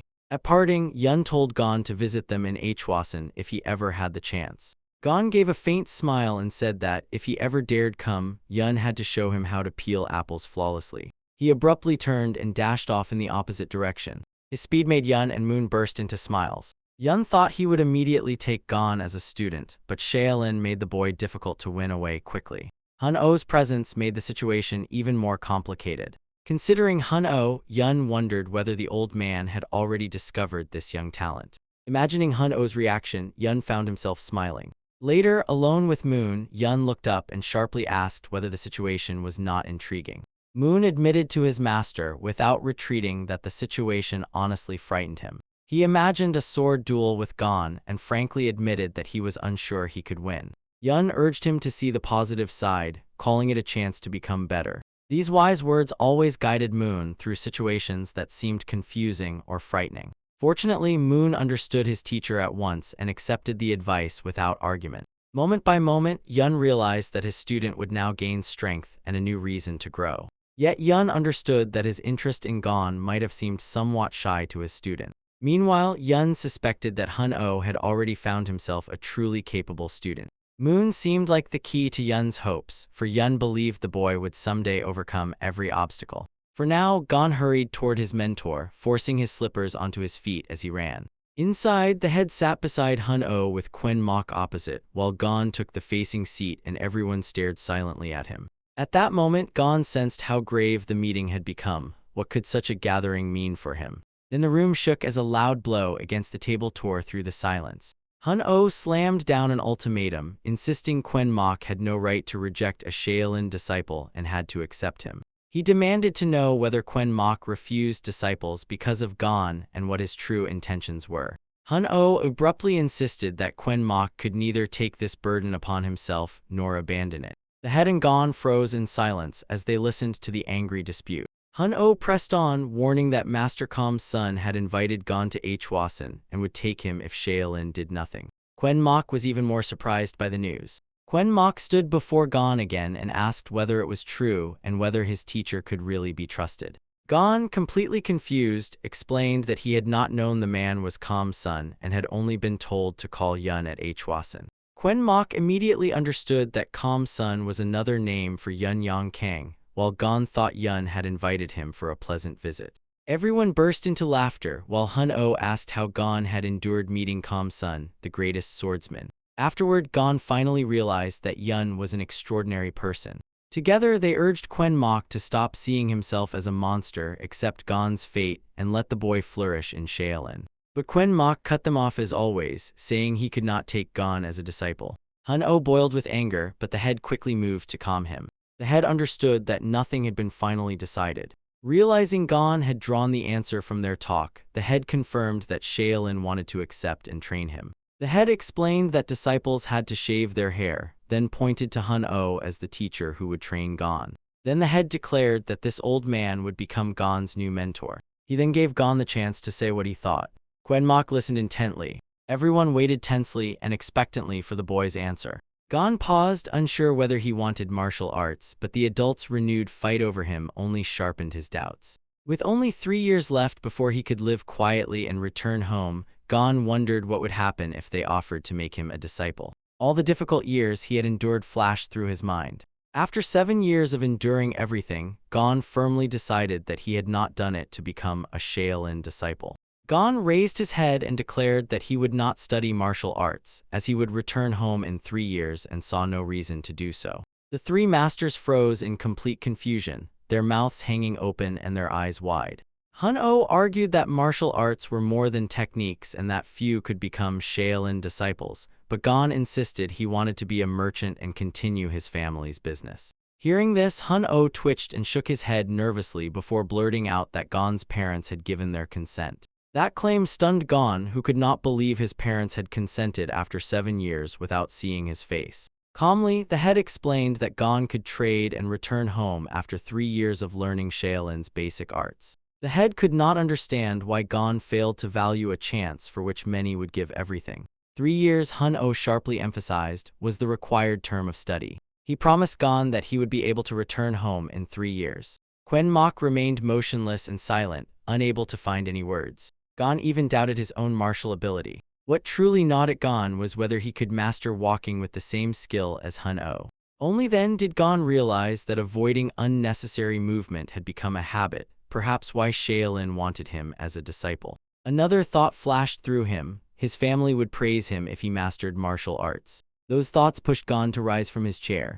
Bracing himself against the table, Gon agreed to train in martial arts only if it would not leave him constantly hungry. A broad smile spread across Hun-Oh's face as he called Gon a smart boy. Without wasting a moment, Hun-Oh lunged at Quan Mok and demanded to know how long he had starved the child. He added that Shaolin had struggled all its life to escape poverty, but children would not be made to pay with hunger. As Quan Mok searched for words, Hun-Oh cut him off and assured Gon that he could eat as much as he wanted under his mentorship. Quan Mok insisted that he had not deliberately kept Gon hungry and had a reason, but Hun-Oh no longer listened, and the conversation fell silent.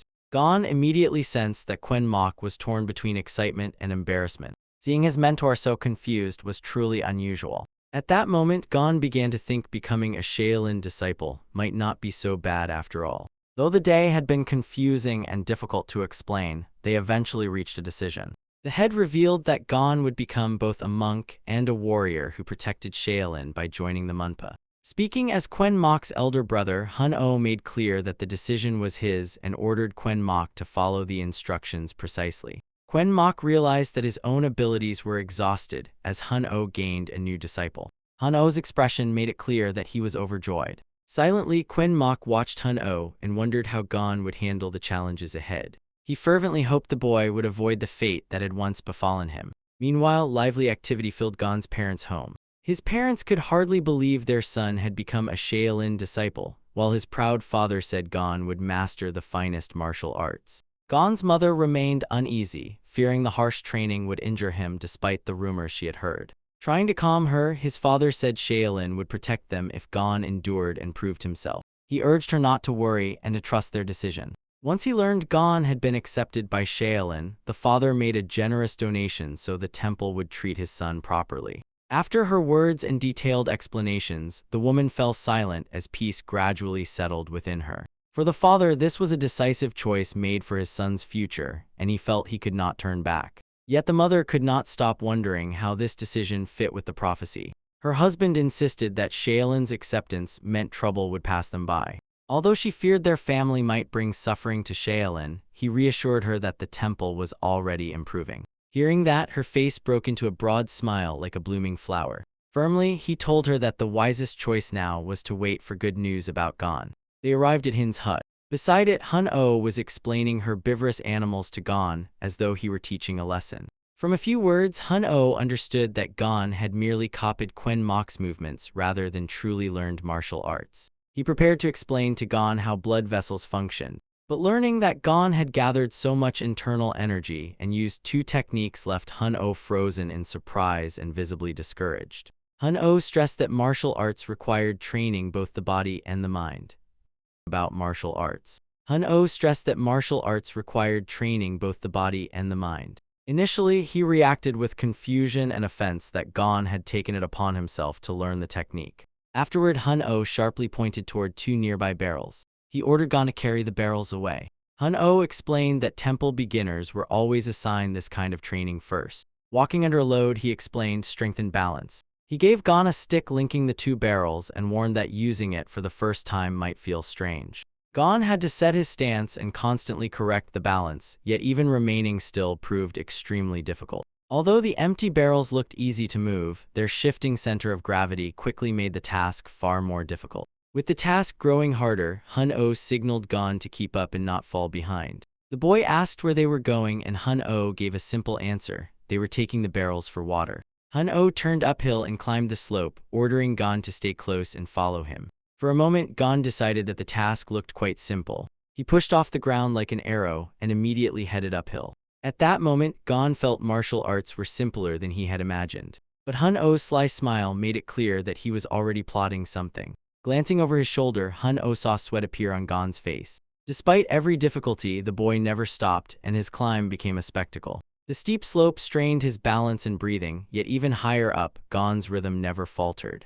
Ready for more, Gon slightly increased his pace. Without breaking stride, Gon kept his rhythm by drawing energy through habit. Ahead, they approached the small waterfall where they had to fill the barrels. Hun-Oh planned to make the task harder. Although it first seemed simple, water-filled barrels were far more difficult to balance. Hun-Oh knew most students needed from half a year to 3 years to master this balance. Leaping down the slope, Hun-Oh ordered Gon to follow, and Gon rushed after him without hesitation. Soon the buckets were full of water, and it was time to descend. Yet Gon's first step made his legs tremble and begin to buckle. A sharp pain forced him forward as the weight pressed down on his shoulder. Keeping his balance proved incredibly difficult, and a few drops of water hit the ground. Gon considered what to do next, or else this task would consume the whole day. Behind a rock, Hun-Oh crouched and watched with satisfaction as the boy struggled again. He studied each of Gon's careful steps to see how he would manage. Halfway down the slope, Gon found that the task had not become any easier. Then he realized that balance depended on setting his shoulder movements precisely. A slight shoulder movement sent waves through the water, while steady balance kept it still. By controlling his torso, Gon stabilized both his balance and the distribution of force.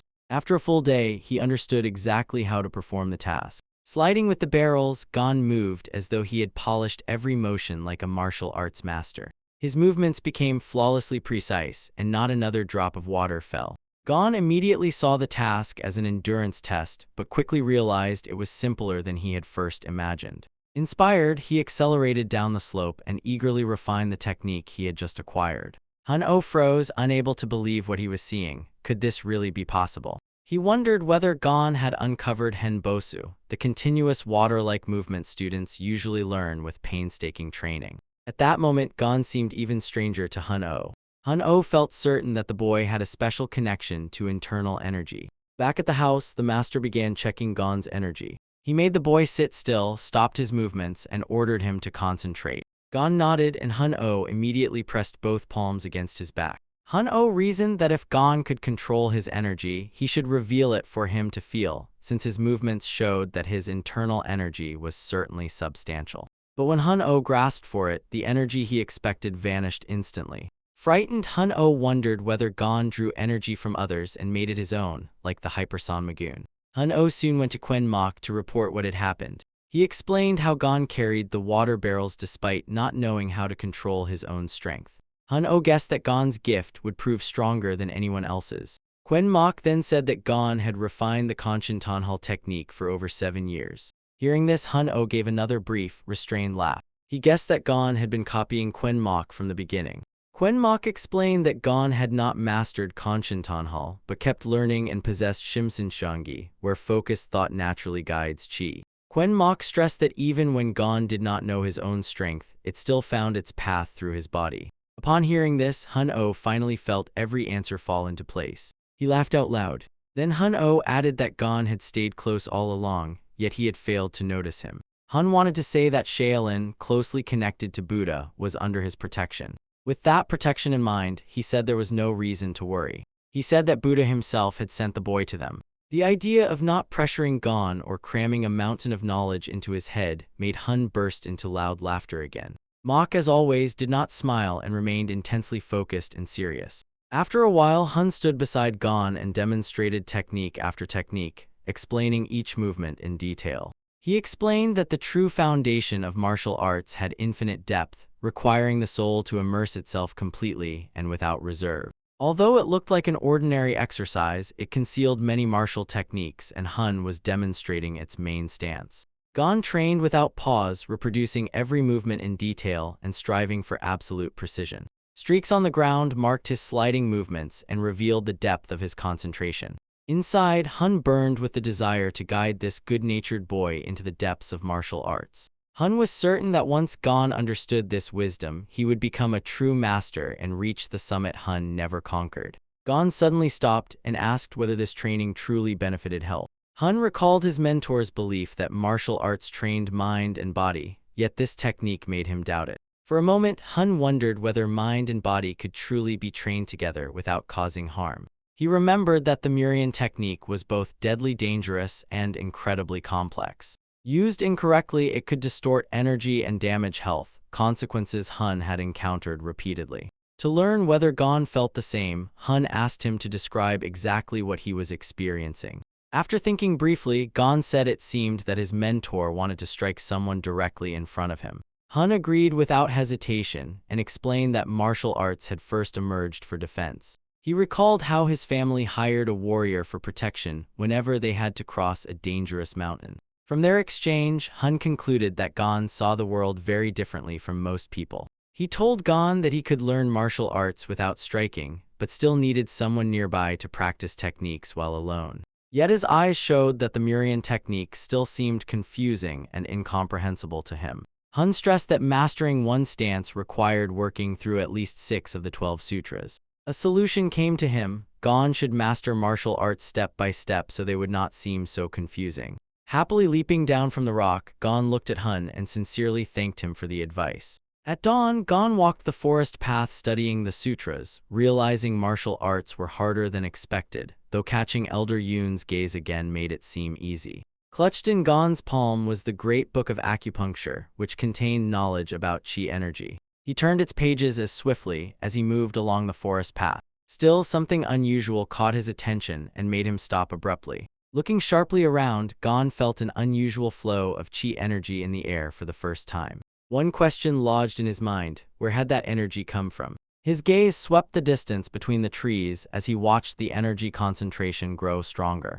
Pushing through thick branches, Gon hurried relentlessly toward the source of the energy. Then his eyes widened as surprise immediately overwhelmed him. Before him stood a gigantic tree, so immense that it took his breath away. Gon instantly realized that the energy was being drawn from the tree and rushed toward it. Near the tree's roots, he found dozens of flowers and mushrooms rising from the ground and covering the soil. When Gon pressed his palm to the tree, he felt it grow warm and draw energy far stronger than anything he had sensed before. A single deep breath made his hunger vanish completely in an instant. Meanwhile, a faint breeze passed through the leaves, spreading silence and a calm, harmonious feeling around the tree. A full week later, Gon sat in the lotus position before his new mentor, Hun-Oh. Hun could not understand why Gon still could not control the energy, though Gon had managed it while training with Quen Mok and now found no answer despite every attempt failing. Sensing the energy flow like an invisible stream beyond Gon's control, Hun turned pale and decided standard methods would not work. Hun began explaining a different approach to Gon's training. That day, he introduced footwork as the key to gaining an advantage over an opponent, insisting that correct execution was what mattered. Hun demonstrated Nahanbo, Shaolin's first taught technique, whose stillness deceived the eye even as the body kept working. The mentor's words about foot exercises avoiding an opponent's attacks drove Gon even further toward training. During practice, however, Gon felt a strange internal trembling of energy and wondered whether the technique could truly be beneficial. Gon paused and decided to try 28 steps instead of 23. He immediately threw himself into the experiment. Before long, Gon found he could stretch the sequence even farther by taking more steps. It was far from simple, and Gon clearly saw that 10 additional steps would become a serious challenge. Smiling, Gon wondered why nobody had taught him this from the beginning if it was truly so easy. 3 months later, a decisive conversation began in the Shaolin head's office. Quen Mok arrived visibly indignant and accused Hun-Oh of teaching Gon martial arts from other schools. The head was stunned since he had personally ordered that Gon not be taught other schools' combat techniques. Although the head suspected Quen Mok was mistaken, Quen Mok insisted he had witnessed it himself. In despair, Quen Mok warned that Gon was using Konlunpa and Kondopa techniques that could damage his health. The head asked Quen Mok whether Gon could really master such techniques in only 3 months. Quen Mok sharply asked whether the head truly believed it was impossible. Calmly, the head said he doubted it, but Gon learned much simply by watching others, and that could not be changed. That reply from his brother struck Quen Mok so deeply that he fell silent at once. Though he was ready to object, Quen Mok realized he had no answer. Quen Mok left for home as the head remained alone, considering Gon's extraordinary talent, which even Yun Yang King had noticed. Training Gon to the necessary Shaolin level would take at least 20 years, yet he showed almost no interest in martial arts. Still, the head barely hoped that his own thought was mistaken. A voice from behind the door interrupted him, announcing that monk Wen-Ho had arrived. As tea was poured, the head asked Wen-Ho directly why he had come. Wen-Ho, head of Jailwen Temple, said disciples had brought him troubling news. He reported that one of the masters was using highly unusual techniques. These techniques had entered the top 10 moves among active masters and even surpassed the level of Munpa masters. Interested, the head abruptly asked which techniques were being discussed. Wen-Ho remarked that Munpa was constantly watching Shaolin, an unusual situation for them. The head tightened his grip on his rosary beads as he felt the situation rapidly grow more complicated. Wen-Ho asked whether such a coincidence could really have happened by chance. After pausing, the head confirmed that Yun Yang King had stood on the main mountain while Gon was heading to Hun-Oh. Wen-Ho kept his eyes on Shaolin and began watching it more closely. It seemed Yun Yang King had finally taken the initiative, likely with Hun-Oh involved, since he taught Gon and they could not remain idle. What would happen next? Someone suggested that the boy should no longer remain under Hun-Oh's supervision. The head doubted his decision, knowing Wen-Ho's influence could draw other temples to his dissatisfaction. Wen-Ho demanded that the head reveal his intentions. Closing his eyes and drawing a deep breath, the head nodded and said that he understood. An important meeting was held the following day. Gon and his mentor Hun-Oh arrived to meet with Wen-Ho. Wen-Ho explained what had happened at Shaolin's Soka Festival, where students could demonstrate their skills. Previous winners could duel a temple master and earn a chance to master the martial art called Ascension. Hearing this, Gon froze without speaking, still unable to grasp the matter because he knew only fragments of it.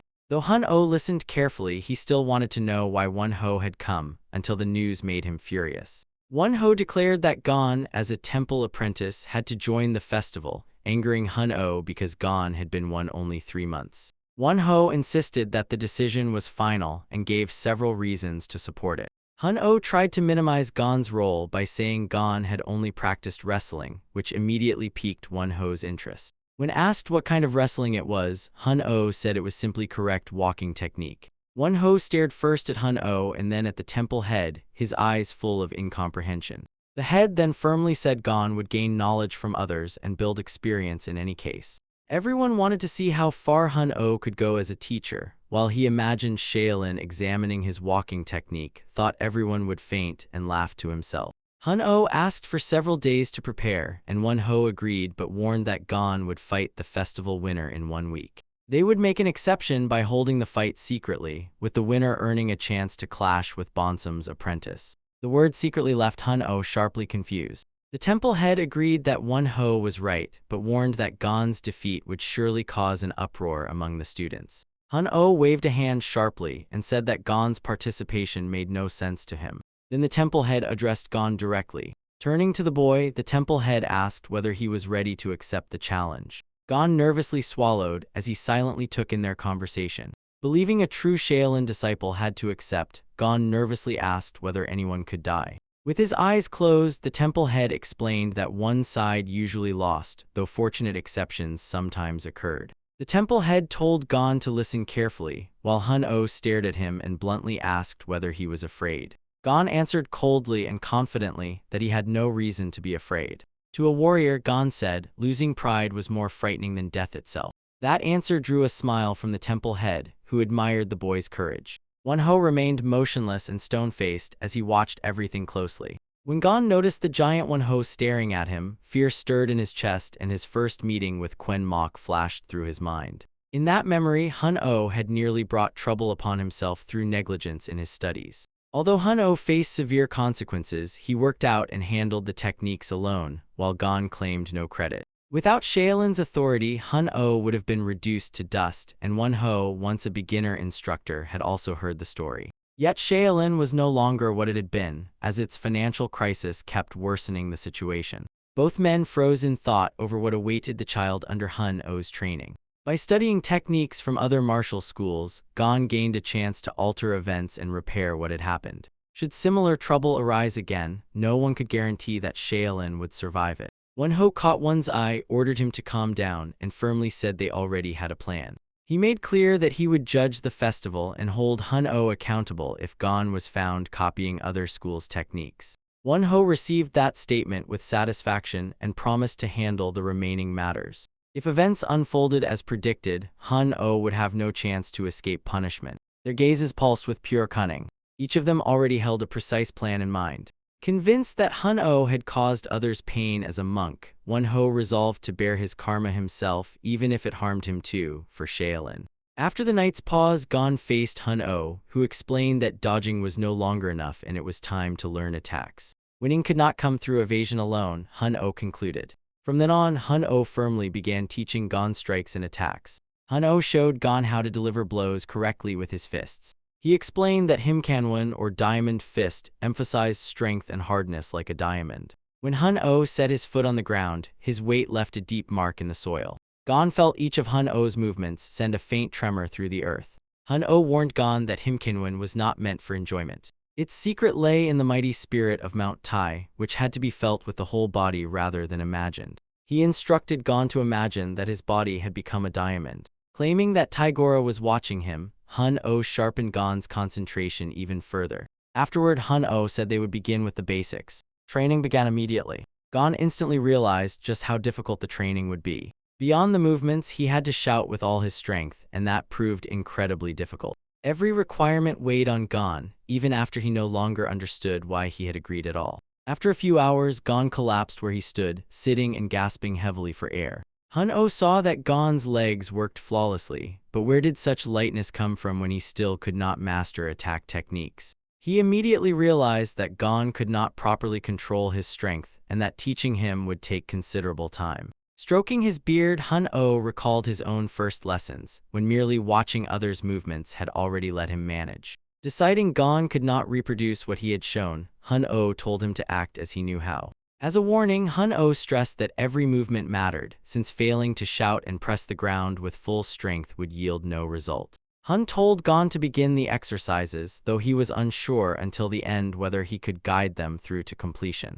Later, Hun realized that the shout seemed to activate and strengthen the abdominal muscles. When the abdominal muscles are strengthened, the power of a strike sharply increases. Hun wondered what would happen if Gon stepped on the ground with all his strength. The more effort Gon used, the more powerful the resulting feedback became. His center of gravity also shifted, and that was no less crucial. Frozen in the doorway, Hun watched the training and observed Gon closely. As Gon stretched out his hand, intense focus made him shift his center of gravity automatically, giving the movement a loud impact and palpable force. By gathering himself into one fist, Gon concentrated all his strength at a single point and drove the strike to its maximum speed and power. Gon realized that he did not need to strain as hard as Hun, as long as he gathered all his strength into his fist. Soon, Gon understood it all and decided that this would be how he trained from then on. Meanwhile, dusk gradually thickened outside. Hun suddenly dozed off and only belatedly stepped into the yard. Unsure whether Gon had finished training, Hun was thrown off balance by the sight before him. Even, sharply outlined circles covered the ground, carved there by Gon's persistent training. Leaning over the marks, Hun studied their flawless shape, which seemed impossible even for Gon to reproduce, no matter how skilled he became.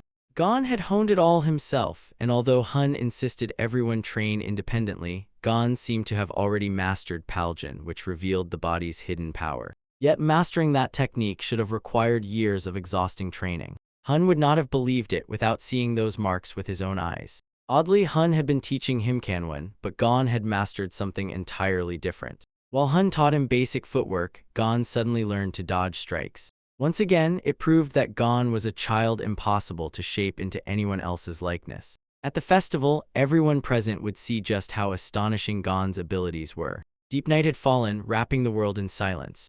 Gon pressed onward firmly along the mountain paths. Exhausted, he leaned against the tree trunk that suddenly blocked his way. Still, one question kept circling through his mind: how could he tame Himkanwen?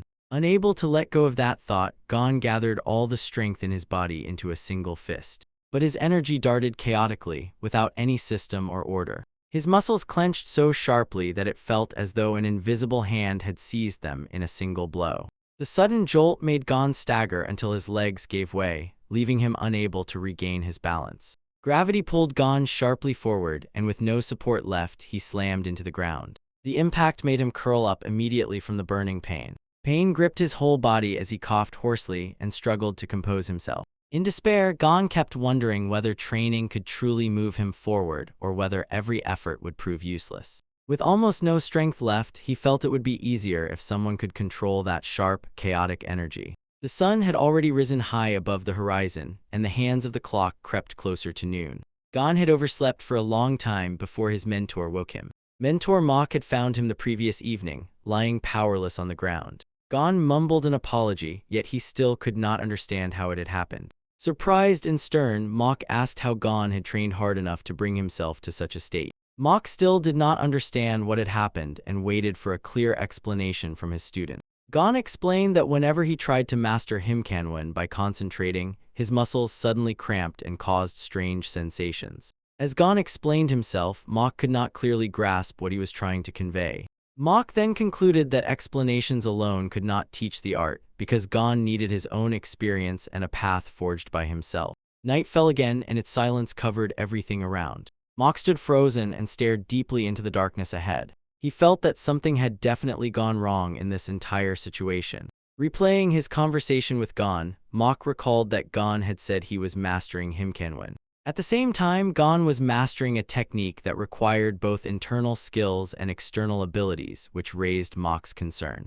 After long reflection, Mok concluded that Gon could not attend the festival because he might endanger his opponent. Having made his decision, Mok went straight to Hun's house. Near the house, Mok immediately demanded that Gon be barred from the festival. He explained that Gon still had not learned to control his strength. By the door, Hun stood silently frozen and listened without missing a word. Mok insisted that one lapse could cause tragedy and asked how they could expose a child with no control to such a dangerous technique. Hun abruptly interrupted, demanding to know when he had ever taught Gon dangerous moves. Unmoved, Mok told Hun not to pretend ignorance, said Gon was exceptional for his age, and warned that even the smallest mistake could lead to death. Calmly, Hun asked why a warrior like Mok feared for his own life so deeply. With disdain, he questioned how Mok could practice martial arts while trembling for his own fate. Those words left Mok unable to answer, and he simply froze before the teacher. Hun maintained that mastering Paljin did not mean Gon was skilled enough to kill anyone. Against someone with 20 years of martial arts experience, Hun declared such a thing was simply impossible.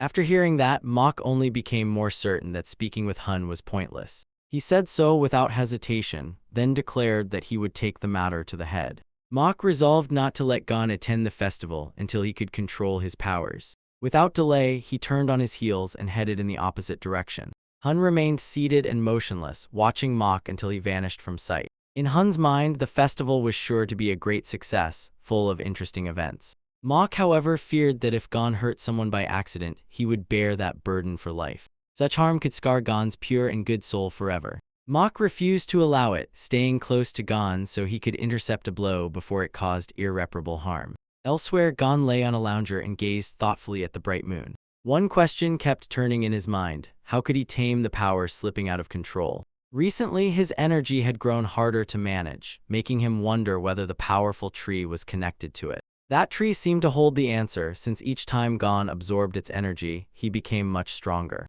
Yet one question continued to torment him: would that state make him dangerous to others? Reaching a firm conclusion, Gon understood that he first had to gain control of his own power. He resolved that no one would suffer because of his mistakes. Meanwhile, Mok brought the matter to the head, only to hear that Won-ho and Hun had to be consulted first. Mok knew persuading Hun would be difficult, but he still feared another child would suffer if Gon was sent. Again and again, he asked the head whether taking such a risk was truly worthwhile. Still, the head quieted the hall and said every view must be weighed before a decision, along with all possible consequences. In addition, the head proposed giving Gon a special pill to reduce the risks. He tried to reassure Mok by stressing that Hun himself was training the boy. The head told Mok not to worry, then jokingly said he was behaving like a child. Mok fell silent, lacking any argument that could shake the leader's confidence. After a brief farewell, Mok agreed to wait until evening, though his unease kept smoldering inside. To him, predicting whether the sun would rise in the west tomorrow seemed impossible. The hermit had lived alone for 30 years and appeared here only because of a child named Gon. Why had he avoided the students for so long, and when would these torments finally end? Even the temple head could not understand why the hermit acted, or why events were unfolding this way.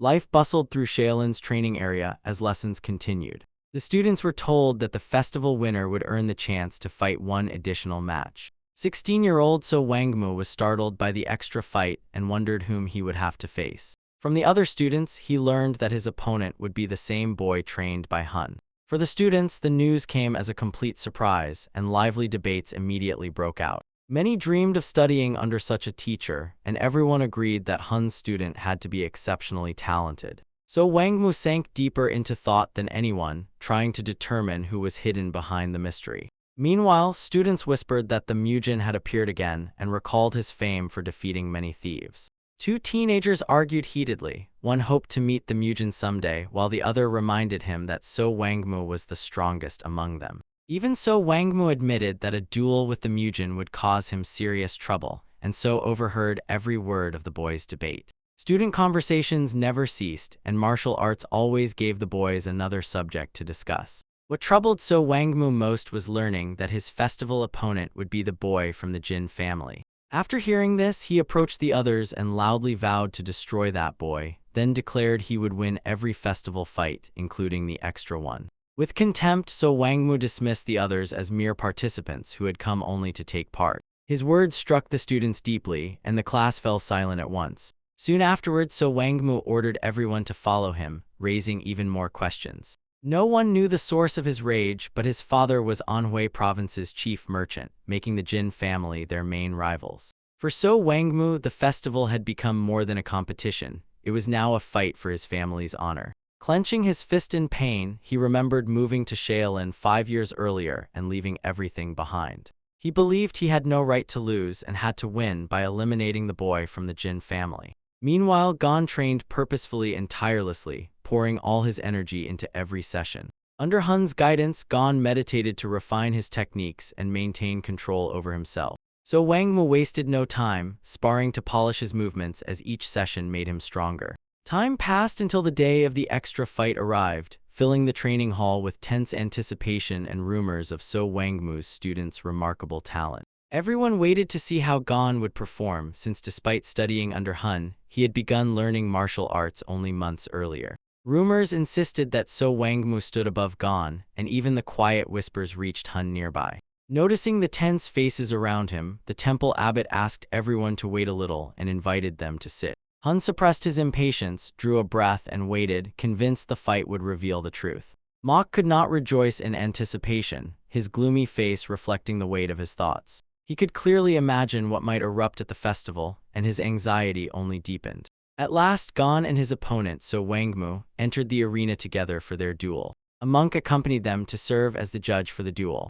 Gon looked uncertain and confused, while So Wangmu stood steady and composed like someone with a plan and repeated festival victories behind her. The judge explained the duel's simple rules, though their hidden nuances demanded close attention. Afterward, Gon fell into thought, wondering whether he could endure everything now placed before him. A crowd gathered around the fight, certain they were about to witness something unforgettable. However difficult the situation became, Gon knew panic was not an option with his mentor watching closely. Looking intently at Hun, Gon silently promised that he would not let his mentor down. With that resolve, Gon pulled himself together and prepared for the coming clash. Hun reflected that Gon had refined his footwork and strikes in 1 week but still could not control his power with confidence. This was what worried Hun most, because Gon might use the attack technique and begin to abuse it. At that moment, the judge announced the start of the festival's additional fight. Gon and So Wangmu only exchanged measured looks. Gon knew little about his opponent but saw that he appeared older and powerfully built. So Wangmu introduced himself and proposed that they test each other, though he saw only the Jin family's son standing before him. Rubbing the back of his head with a crooked smile, Gon introduced himself and wished them both luck with thin irony. The fight erupted as So Wangmu made the first move at once. From his stance, So Wangmu immediately signaled an active attack. Yet he quickly noticed that something was wrong with Gon, which surprised him. Seeing Gon remain still without trying to attack, So Wangmu was thrown off balance and asked whether Gon was going to attack. Gon calmly confirmed that he was ready, but his composure made So wonder whether Gon took him seriously, perhaps because he saw Gon only as Hun's student. In truth, Gon was deeply nervous because this was his first truly serious fight, but So Wangmu did not notice. As anger rose within him, So Wangmu forced himself to cool down and cut away needless thoughts. He sprang forward and drove his fist at Gon, determined to break his nose regardless of Gon's abilities. So Wangmu's fist raced toward its target but missed at the last instant. For the first time, So Wangmu wondered how Gon had managed to dodge, and his surprise grew. Still, So Wangmu decided Gon had merely been lucky and prepared his next strike. But Gon slipped away from the blow again with remarkable ease and refined grace. So Wangmu launched himself from the ground in jerks, accelerating with fierce aggression rather than smooth movement. Every strike tore through the air with force, yet each one missed as it flew past Gon. Once Gon sensed how deadly the attack was, he dodged just before the collision. At that moment, Mentor Mach froze with his lips parted as he watched the duel closely. Unable to look away, Mach kept wondering what was happening before him. Mach could not understand how Gon slipped past the blows with such incredible ease. The high monks also noticed that Gon controlled his own body with remarkable skill. One master leaned toward Hun and wondered when Gon had learned enough to possibly defeat Bonson's student. Hun explained that nothing was new, since Gon had merely reworked and rethought old techniques. According to Hun, Gon had created everything himself, while Hun only showed him the basic steps. Meanwhile, the temple head and One Ho watched the fight without moving, their attention fixed on the duel. They clearly understood where this battle would lead. Confused, So Wangmu could not see how to reach Gon or why every strike kept missing its target. With malice, So Wangmu called Gon a coward and demanded that he stop dodging and twisting away. In an even tone, Gon explained that he was only avoiding attacks and had no reason to strike. Those words only drove So Wangmu into a deeper rage. Fueled by anger, So Wangmu decided to try a new technique and formed a cunning plan. He unleashed the secret technique he had saved for later and rushed straight at Gon. Gon stood firmly in place and silently watched So's gigantic body close in at speed. He could not grasp the attack's mystery or guess from which side the blow would come. The wisest choice was to take a step back. Still, So stubbornly pressed closer as the distance between them vanished faster each moment. From the stands, could this finally be the real clash about to unfold? Certain he had found Gon's weakness, So Wangmu slipped behind him and prepared to strike the back of his head. So Wangmu's wrist hovered only a few centimeters from Gon's nape. Yet Gon sidestepped delicately again, seeming to glide across the surface on his toes. So's strike suddenly sailed past its target in midair. Gon vanished from sight, seeming to dissolve into the air and leave only emptiness behind. Gon viewed the exchange from a different angle and nearly caught his own rhythm. The masters recognized Gemaburo, born from the Kondopa method, and were stunned that a Shaolin disciple used a foreign school's technique. Hun urged them to stop making needless noise and keep their eyes on the fight. His words refocused the masters, who gathered close and tracked every small movement in the duel. They spotted Jimkinbudan elements and could not accept that Gon had mastered a top 5 technique in only 4 months. Worried by their reaction, Hun sharply repeated that it was not a new technique. Hun admitted he had first mistaken it for Gemaburo, but closer inspection revealed Nahanbo intertwined with Jimkinbudan. He added that he had not taught Gon those movements, but had only demonstrated them once. The masters became convinced that this would be enough to keep Gon from losing the fight. One Ho finally realized that Gon was mastering Mai Munpa martial arts, a matter that now required immediate, serious action. As the fight unfolded, So Wangmu realized Gon's techniques were formidable but still could not understand such rapid mastery. So Wangmu turned sharply toward Gon, demanding that he stop running and fight or victory would be impossible. Quietly, Gon replied that it was not as easy as it first appeared. Mok never looked away from the duel and noticed that Gon was still afraid to attack. The reason was clear: Gon still could not control his own strength. Having exhausted his patience, So Wangmu attempted the decisive strike meant to end the duel. He angrily insisted that Gon could not dismiss others so easily as his charged fist flew toward him. So spun forward, ready to land a devastating blow, while Gon looked up at him without averting his gaze. One question flashed through Gon's mind as he wondered what to do, knowing endless dodging would never end this. The answer came instantly. As So struck, Gon caught his arm beneath the attack and twisted it harshly. The movement was so flawless that So lost track of his motions within a second, his arms tangled beyond understanding. Then So fully realized that Gon had taken the hit and seized the initiative by skillfully catching his arm. So tried to gesture with his hands but only looked foolish, while Gon rubbed the back of his head and laughed that he did not understand it either. Enraged, So swore that Gon would not laugh at him any longer, and fury consumed him. With renewed force, So attacked again, but Gon stubbornly kept dodging every clash. It barely seemed like a skill, yet Gon dodged so impressively that even he could not understand how. Unable to explain it himself, Gon still found a way to slip away whenever the blows came. Again, Gon caught So's hand and bound his movements, forcing his opponent to follow the motion. To Mok, it all looked bizarre, as though Gon had simply made a routine of making the bed. The masters and leader froze when Hun explained that Gon's technique normally worked only during water transfer. Though everyone recognized Gon's strength, his unnatural fighting style sparked claims that he should respect his opponent. Hun praised Gon's explanation, saying he was not humiliating So Wangmu, or he would have put her in her place long ago. He also urged Gon not to yield to anxiety and to keep doing what he was doing. At that moment, the leader rose to end the fight, but Hun sharply asked him to wait because it was not over yet. The leader argued that the spectators had already seen enough, making any further delay pointless. Meanwhile, Gon faced the enraged So Wangmu again as So kept charging forward despite the risk of defeat or injury. So became convinced that Gon was mocking him rather than laughing by accident, and his anger deepened. The situation had become more serious than ever before. So Wangmu believed Gon was holding back in the fight, and that thought wounded his pride. There was no way back as Gon gathered all his strength and prepared a decisive move to end the fight.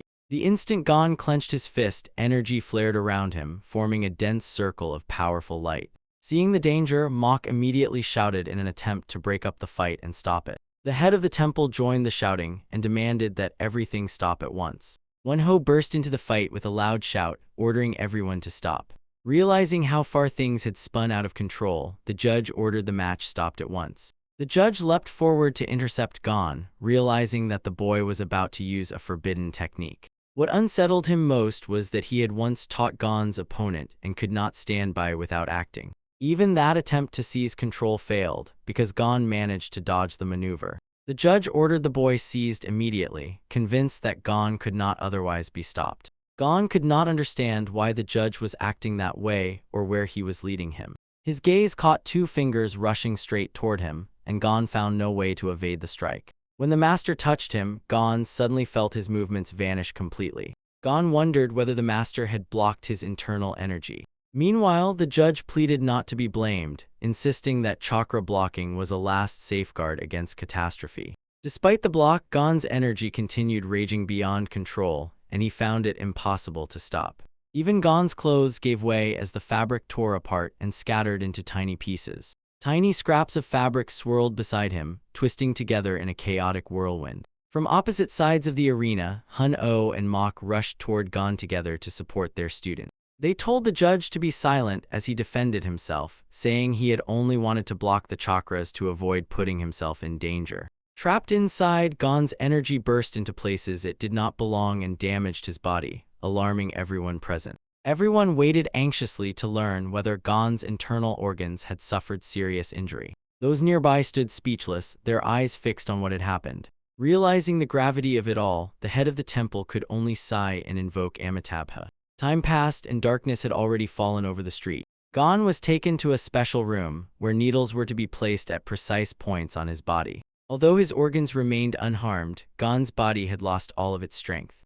Mok asked how Gon had lost his energy, and the doctor blamed damaged vessels and chakras unlike anything he had seen in 30 years. Mok pressed for more details, hoping the answer might offer at least some solution. The doctor explained that Gon looked healthy outside, but his body was failing within, and martial arts would be extremely difficult after recovery. The bitter truth struck Mok at once, as he understood that it would radically change Gon's life. Going forward, the doctor noted that Gon should avoid such incidents because his body was too easily injured. For now, Hun considered everything that had happened while speaking with the other masters. They had already known that something was wrong with Gon, and they were deeply worried about his condition. The masters also learned that Gon possessed the rare ability to absorb energy. They speculated that Gon's greed might let him master it, while Hun-Oh could have begun training him before he could even walk. Unable to ignore the situation, the masters moved to confront Hun-Oh and everyone involved. At the doorway, Won-Ho froze and listened as Hun-Oh blamed both Won-Ho and the head for everything that had happened. Hun-Oh accused them of interfering in the course of the match. Their attempts to answer Hun-Oh failed at once, making the serious trouble ahead impossible to miss. Despite everything, Hun-Oh insisted that Gon had a great future that one forbidden mistake could destroy. Yet the head held firmly to his own position and tried to make it understood. Before he could finish his sentence, the door suddenly opened. Mok rushed into the room and relayed the doctor's finding that Gon's internal energy had vanished. That news seemed to pull the ground from beneath everyone in the room. Hun-Oh froze in disbelief, but Mok quickly drew him aside and promised Gon could finally live an ordinary, quiet life. From the commotion, Hun-Oh demanded that the head act immediately and help Gon. The head ordered everyone to compose themselves and stressed that Gon's well-being now mattered most. Indignantly, Hun-Oh questioned whether they truly wanted to give Shaolin a talent like Gon. Won-Ho replied that they had recently received word that actions had already begun in Yoon. He added that things usually moved only when someone broke the prohibitions, hinting at the consequences ahead. Hun-Oh could not see how any of this concerned Gon or why the matter had suddenly become so important. Sharply, Won-Ho said the issue was critical. Powerful watchers would now turn toward Shaolin, their envy worsened by lost combat skills. He told everyone to stop and consider whether they had acted rightly and what consequences they now faced. Won-Ho warned that once others saw Gon mastering martial arts, they would never leave Shaolin alone. Mok also heard the exchange and listened closely without missing a single word. Hun-Oh drew his own conclusions from everything he had heard. Hun-Oh wondered whether abandoning Gon and ending his training was truly the only answer, but the doubt would not leave him. Speaking bluntly, Hun-Oh said that fear of others' opinions could never justify pushing a child away, called it unacceptable, and sought the head's final decision directly. Caught in the tangled situation, the head searched for words but found himself trapped in a dead end. Finally, he admitted that Yoon was too serious and might have another motive, proposing a meeting once their actions were understood. Even so, he pressed to suspend Gon's training temporarily so one boy would not draw Shaolin into danger. Hun-Oh shot back that this was why he had also reached out to other martial arts schools, calling them cowards. Angry and crushed, Hun-Oh stormed from the room without finding words to continue the argument. Everyone watched him leave in silence, barely noticing how indignantly he was storming away. The head wondered whether his hunger for security had made him cross the line or misjudge his decisions. He considered whether Hun-Oh could teach Gon another way, yet one thing was clear: Hun-Oh would not yield. For that reason, the head resolved to grow stronger himself so Shaolin could survive the trials ahead. He vowed that no one like Gon would suffer again within his temple. 3 days later at Shaolin, Gon spoke with the doctor, who tried to explain the young man's strange condition. The doctor explained that Gon's severe injuries made him hungry every day because recovery required an enormous amount of energy.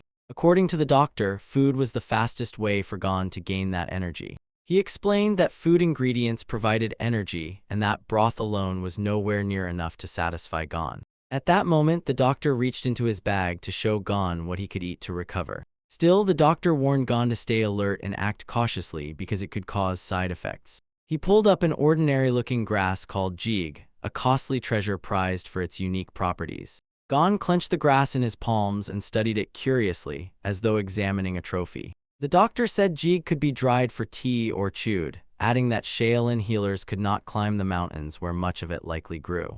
Curiosity sparked in Gon's eyes as he began estimating how valuable the plant might be. To avoid misunderstandings, the doctor ordered Gon to keep the grass secret from everyone. Throwing his bag over his shoulder, the doctor announced that it was time to move on. The doctor reflected that if the grass truly concentrated so much energy, Gon likely would not need to worry about using it. Afterward, the doctor stepped back and left Gon alone. Gon first inhaled the grass's aroma deeply, then began to chew it. The herb tasted sweet, and Gon wanted to eat it without hesitation. Suddenly, Gon realized that he had seen this herb before. Outside, the doctor met Quinn Mok, who asked about Gon. The doctor said blocked chakras were worsening the boy's condition. Quinn Mok bitterly demanded to know why the doctor still had not determined exactly what was wrong with Gon. The doctor explained that only small blood vessels were damaged, so Gon needed time to recover and no remedy could yet change the outcome. He also admitted that he did not know whether any special medicine existed for such an injury. From the start, Quinn Mok knew Gon needed not an ordinary medicine, but a rare and special one. Worn down by endless explanations, the healer sighed and began explaining everything again from the start. Through clenched teeth, the healer insisted that none of this was a secret about the boy. When the time came, the temple head decided to visit Gon personally and learn how he was feeling. Seeing that Gon was enduring the ordeal well, the temple head immediately felt relieved. No one could yet say how Gon's condition would develop, leaving a troubling uncertainty ahead. By the room's flickering candlelight, the temple head asked Gon the question that mattered most. He wanted to know exactly what had happened after Gon used his technique against So Wangmu. The temple head asked whether Gon knew So Wangmu could be hurt by each of his attacks. Gon answered plainly that he had acted only because he felt sorry for So Wangmu. The restrictions angered Gon because they kept him from fighting properly. At first, Quinn Mok had warned Gon not to activate the technique because it was too dangerous. So Wangmu was even more upset that Gon had not fought at full strength, and his disappointment only grew. At last, the temple head understood exactly what had happened. Knowing Gon's art required true devotion, the temple head regretted the situation and struggled to explain that Gon was in serious condition. Still, he knew silence was not an option, so he sat beside Gon. The temple head told Gon he could no longer practice martial arts and asked what he would do next. After freezing briefly, Gon admitted he did not know what to do, but he vowed not to hurt anyone again, even by accident, despite the discomfort in his body. He said that without constant hunger, he might not have taken up martial arts, but he had only a little longer to endure before returning home. The temple head asked whether Gon would accept a path back to martial arts if it required him to harm others. Without hesitation, Gon refused to pursue martial arts if others had to suffer for his comfort. With no other choice, the temple head accepted Gon's answer. Gloomily, he reflected that one wrong technique could take dozens of lives, and that fewer victims and less bloodshed would follow if others thought like Gon. They agreed that Gon would remain under Quinn Mok's supervision, as he seemed the most suitable mentor for the boy. The temple head realized that Quinn Mok stayed close to Gon because he was always first to lose control and rush to help. He also ordered Gon to visit the doctor regularly for examinations.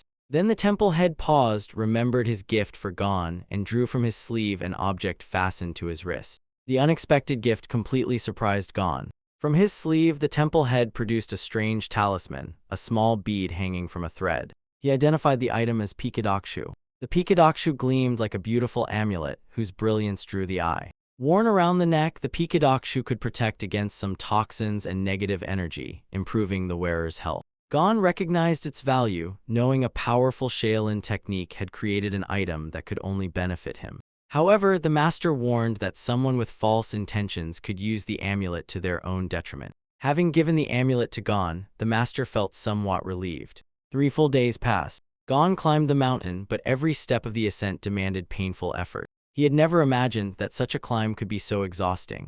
Ahead, Gon spotted bushes, and behind them, the very thing he had come to find. These were the herbs the doctor had mentioned, and Gon chose to swallow them before going to his mentor.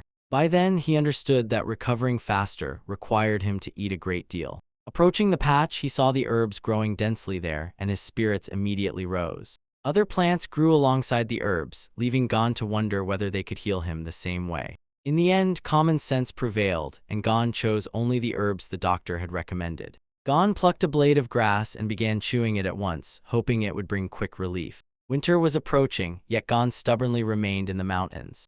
Walking beside Quen Mok, Gon brightened as Quen Mok noticed his complexion had regained its healthy, natural color. However, Mok noticed something strange near the corner of Gon's mouth. A greenish stain remained there, clearly left by the herbs Gon had eaten. Gon explained that he had swallowed the herb the doctor recommended. Since it was already late, they went to bed to recover their strength. Beneath the sheet pulled over his head, Gon quietly continued chewing the herbs. The herbal scent worked like a miracle as heat filled his body and slowly rose toward his stomach. At dawn, Gon returned to the same tree, which had become a symbol of strength to him. Under the tree, Gon began removing his clothes in confusion as burning heat spread through his body.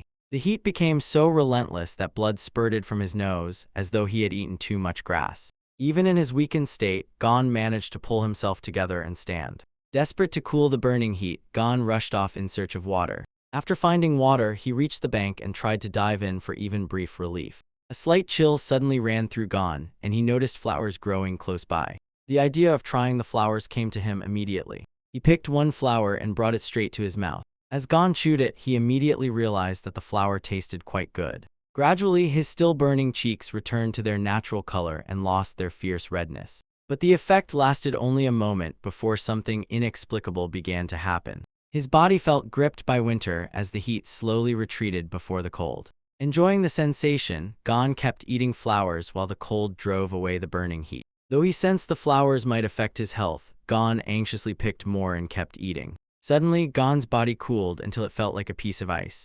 The shock was clear in his eyes. He had never expected such a sharp effect. Gon wondered what kind of plants they were, since heat had burned him before the cold left him struggling to breathe. Panicking, Gon rushed back to the herbs and ate them again, making the heat return at once. He then swallowed another flower, and an icy wave seized his body again. How could Gon endure such violent shifts when they nearly drove him mad, yet he barely maintained control? Exhausted, Gon finally lay down to give himself a moment of rest. Then energy unexpectedly surged into his body in waves, restoring his strength. The healer had likely been right, the food was healthy and Gon's body had finally begun to recover. A wide smile spread across Gon's face as he felt far better than before. Best of all, he could finally descend from the mountain. During the descent, Gon felt his pants fit awkwardly, as if his body had changed shape. Despite that, he reached the bottom, where his mentor Mok was waiting and told him not to rush. Mok stared closely at Gon, unable to understand what had happened to his face. One half of Gon's face burned bright red, while the other was frozen blue, creating a terrifying sight. Mok immediately demanded to know what had happened to Gon's face. When Mok stepped closer, a sharp, disgusting smell struck him, and he covered his nose. Clenching his hand over his nose, Mok said Gon's face was red and blue, and his breath smelled poisonous. To check, Gon raised a hand to his face and exhaled. Once he caught the acrid smell himself, Gon could not explain where it came from or what was happening to him. On the path to Mok, Gon had found a huge vine, inspected it, and eaten medicinal herbs growing there. Quen Mok instantly recognized the place where his teacher grew poisonous plants. Panicked, Mok asked which herb Gon had swallowed, and Gon identified one with 3 petals. Gon had heard of the herb from the doctor, who had assured him it was good for health. The moment Quen Mok heard that, he froze in stunned silence. Mok realized it was a poisonous plant, meaning Gon would now suffer its effects as well. Quen Mok concluded that a teacher had to be involved, since no child should have been given such a herb. Gon insisted he was fine, explaining that touching the herb had brought immediate relief and restored his energy. Hearing this, the shaved-headed man collapsed weakly where he stood. Later, he explained that poisonous plants grew there and forbade Gon from climbing that mountain from the next day on. Despite everything, Gon felt happy that his energy had returned, and now that his body had recovered, he would have to train hard. The Pikadokshu, a gift from the chief, hung around Gon's neck. Because the herb worked only when kept in the mouth, Gon suffered no harm from the poisonous plant. There was no need to fear the poison Gon had swallowed, but Quen Mok still wondered why the chief had given him that item. It seemed they wanted to train Gon with poisonous herbs so he could absorb their power. As Quen Mok suspected, the leader and teacher had been plotting something deeply mysterious for a long time. Could they truly expect Gon to withstand the poison? The moment Gon put the item to his mouth, its taste seemed to please him. Whenever Quen Mok failed to understand what they wanted, his frustration only grew.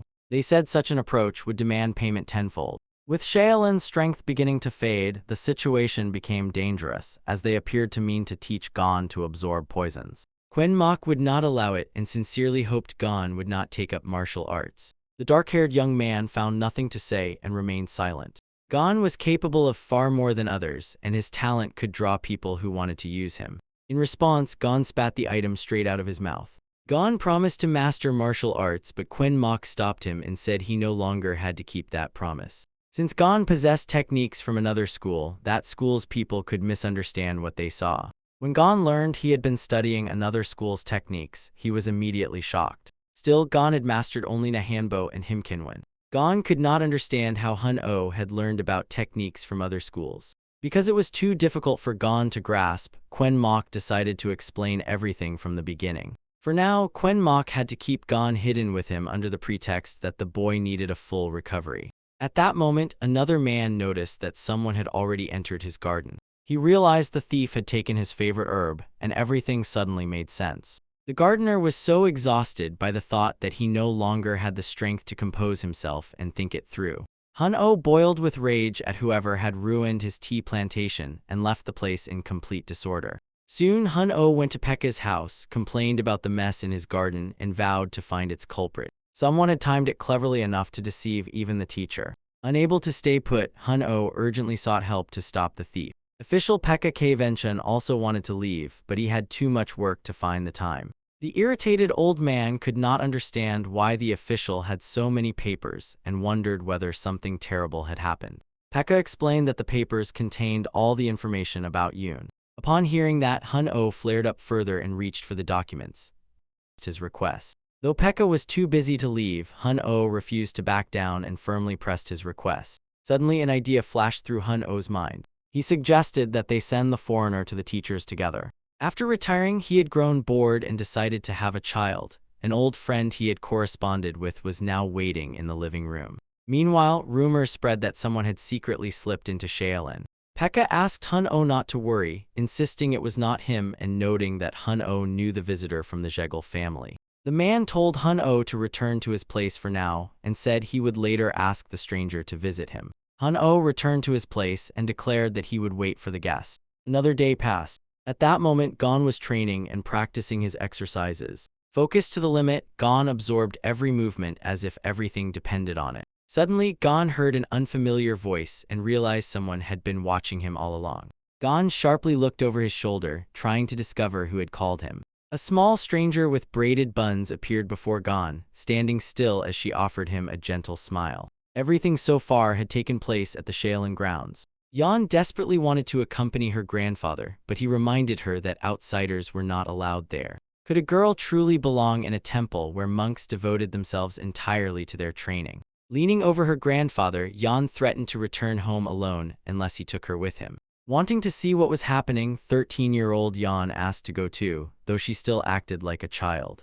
The old man explained that only Hun-Oh's student was there, leaving nothing else for her to see. Still unable to restrain herself, Yan insisted on going there with her grandfather. With a heavy sigh, the gray-haired man finally gave in and allowed the girl to accompany him. Standing opposite Gon, Yan watched his every movement closely. Hun-Oh wondered how such a remarkable girl had ended up deep among these mountains. Yan immediately recognized Gon as the student they had been warned about. Her grandfather came into view and sharply warned Yan not to disturb someone in the middle of training. As he drew closer, the grandfather apologized for the girl's interruption. Quinn Mok soon appeared, and the grandfather explained that they were on their way to meet the teacher. Hearing this, Quinn Mok concluded that the visitors came from a respected family. Quinn Mok insisted they explain their visit, since the person they sought was his mentor. The bent old man introduced himself as Lib, saying he had come because he was invited to handle a certain matter. Quinn Mok recognized Lib at once as the former head of the Jegel family. Now elderly and retired, Lib had handed every duty to his children and come to learn what had happened here. Unable to settle his thoughts, Quinn Mok wondered what serious matter had brought such a respected man here. Since reaching the place was not easy, Quinn Mok prepared for the meeting and would receive the guests. Suddenly, Yan tugged at her grandfather's sleeve. Yan said she wanted to play with Gon, but her grandfather immediately replied that the monk had no time for games. Quinn Mok clarified that Gon was no monk, only a boy he was raising, so there was nothing to fear. The shaved man remarked that children naturally wanted to play, so Gon surely would not refuse. Noticing the beautiful and seemingly clever girl, he realized she could approach Gon.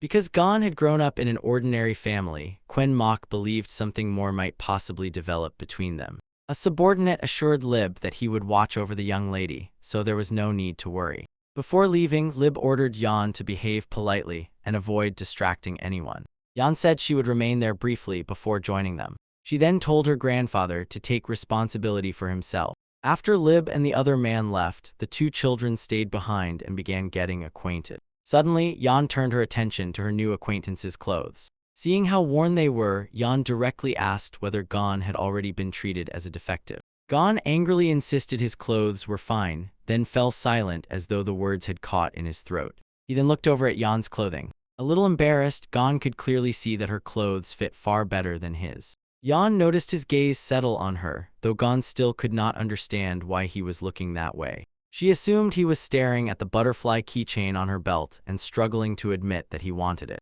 Remembering her grandfather's advice to help those in need, Yan promptly offered the keychain to Gon. Growing even more awkward, Gon waved the offer away and insisted that he was no beggar. Yan stubbornly urged him to take the keychain, convinced he had been trying to get it. The subordinate knew Yan was usually calm and gentle, yet she behaved completely differently around Gon. Remaining firm in her decision, Yan held the keychain out to the boy. Suddenly, Yan grabbed Gon by the hand. Gon yanked his hand back and kept insisting that he did not need it at all. Yet Yan remained determined to see the matter through. Just as stubbornly, she refused to give up and reached for Gon again. Yan reached for him again, but Gon skillfully slipped free from her grasp.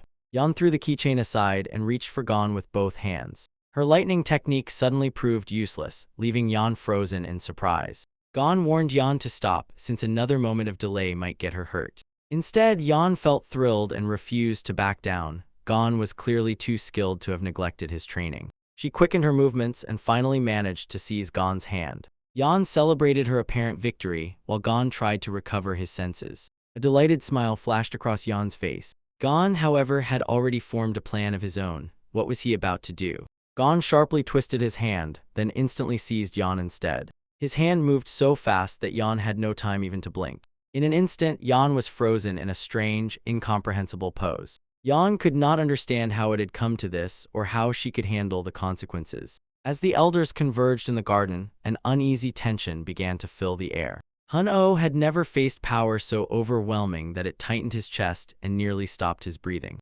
To Libs, this was unlike anything he had encountered before, and he needed to learn who was behind it. The old man said that if he used his abilities, they would find the person truly responsible. When they used their powers, every attempt failed, as if the person involved stood between life and death. He concluded that a more detailed investigation would require more time. Quinn Mok immediately recognized the place where Gon had once tried both medicinal and poisonous herbs. Gon exhaled through clenched teeth, unable to see why the old men took the situation so seriously. He wanted to know what was so surprising, but his mentor told him to leave if he would not help. Lib noted that all the grass looked the same, making the scene seem like a trick of perception. Hun-Oh scolded his student for missing how strange everything was and ordered him not to interfere. The shaved man sighed heavily and immediately noticed how similar the two men were. The man wondered why the mentor had given Gon the Pikadokshu if he did not see Gon's involvement. He wondered with interest how much longer this situation would continue.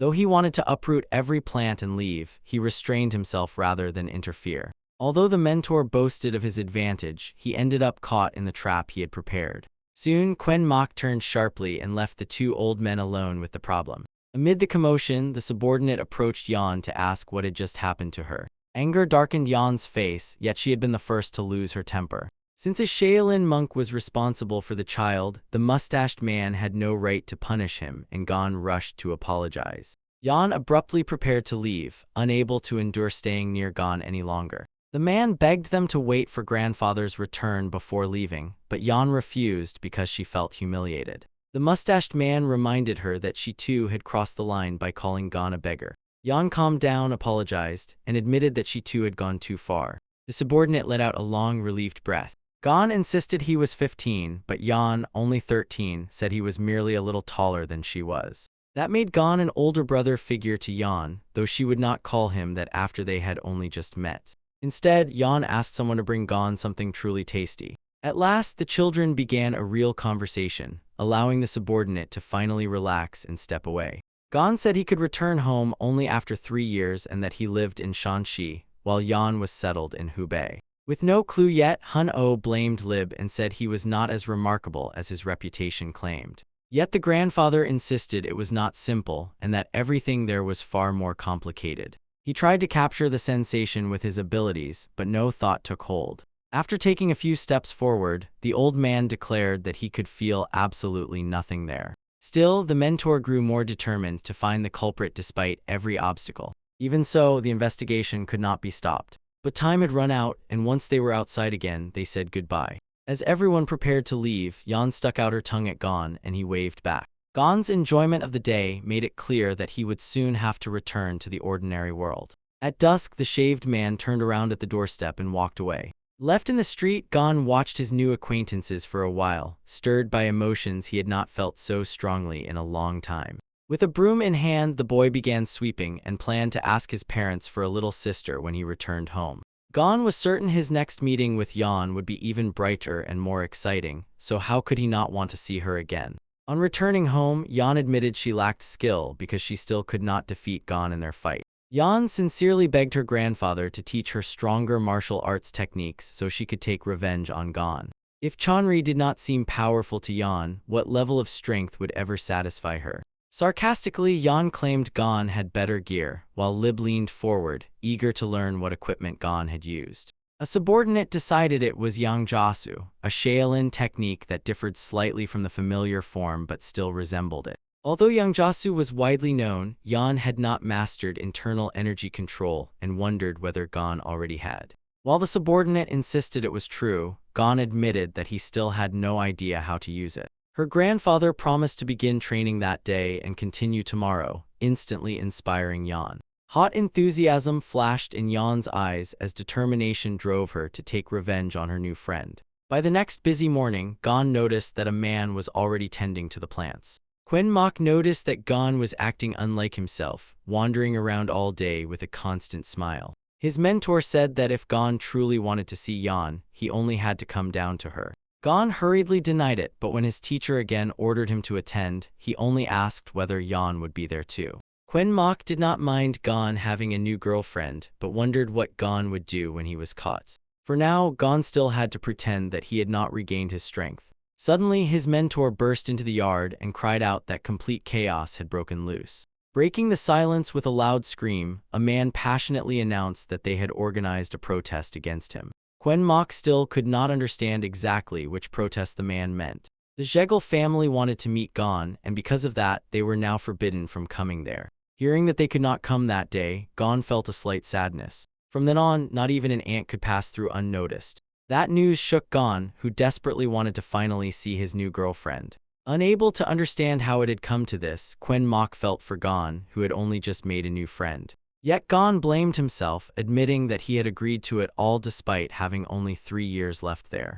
Once Gon had believed that martial arts carried no real weight. Later, he realized that what seemed trivial to him could be decisive for someone else. If this continued, nothing would change even after 3 years, until Gon returned home. Having already dealt with techniques from other styles, Gon feared that this situation would repeat itself. Realizing that small steps would not work, Gon decided to cut the problem off at its root and find a method. Meanwhile, Yan had already thrown herself into training. Crying and shouting, Yan kept insisting that she would study the technique all night. Despite its financial difficulties, Shaolin appeared to be preparing serious changes, yet it had endured.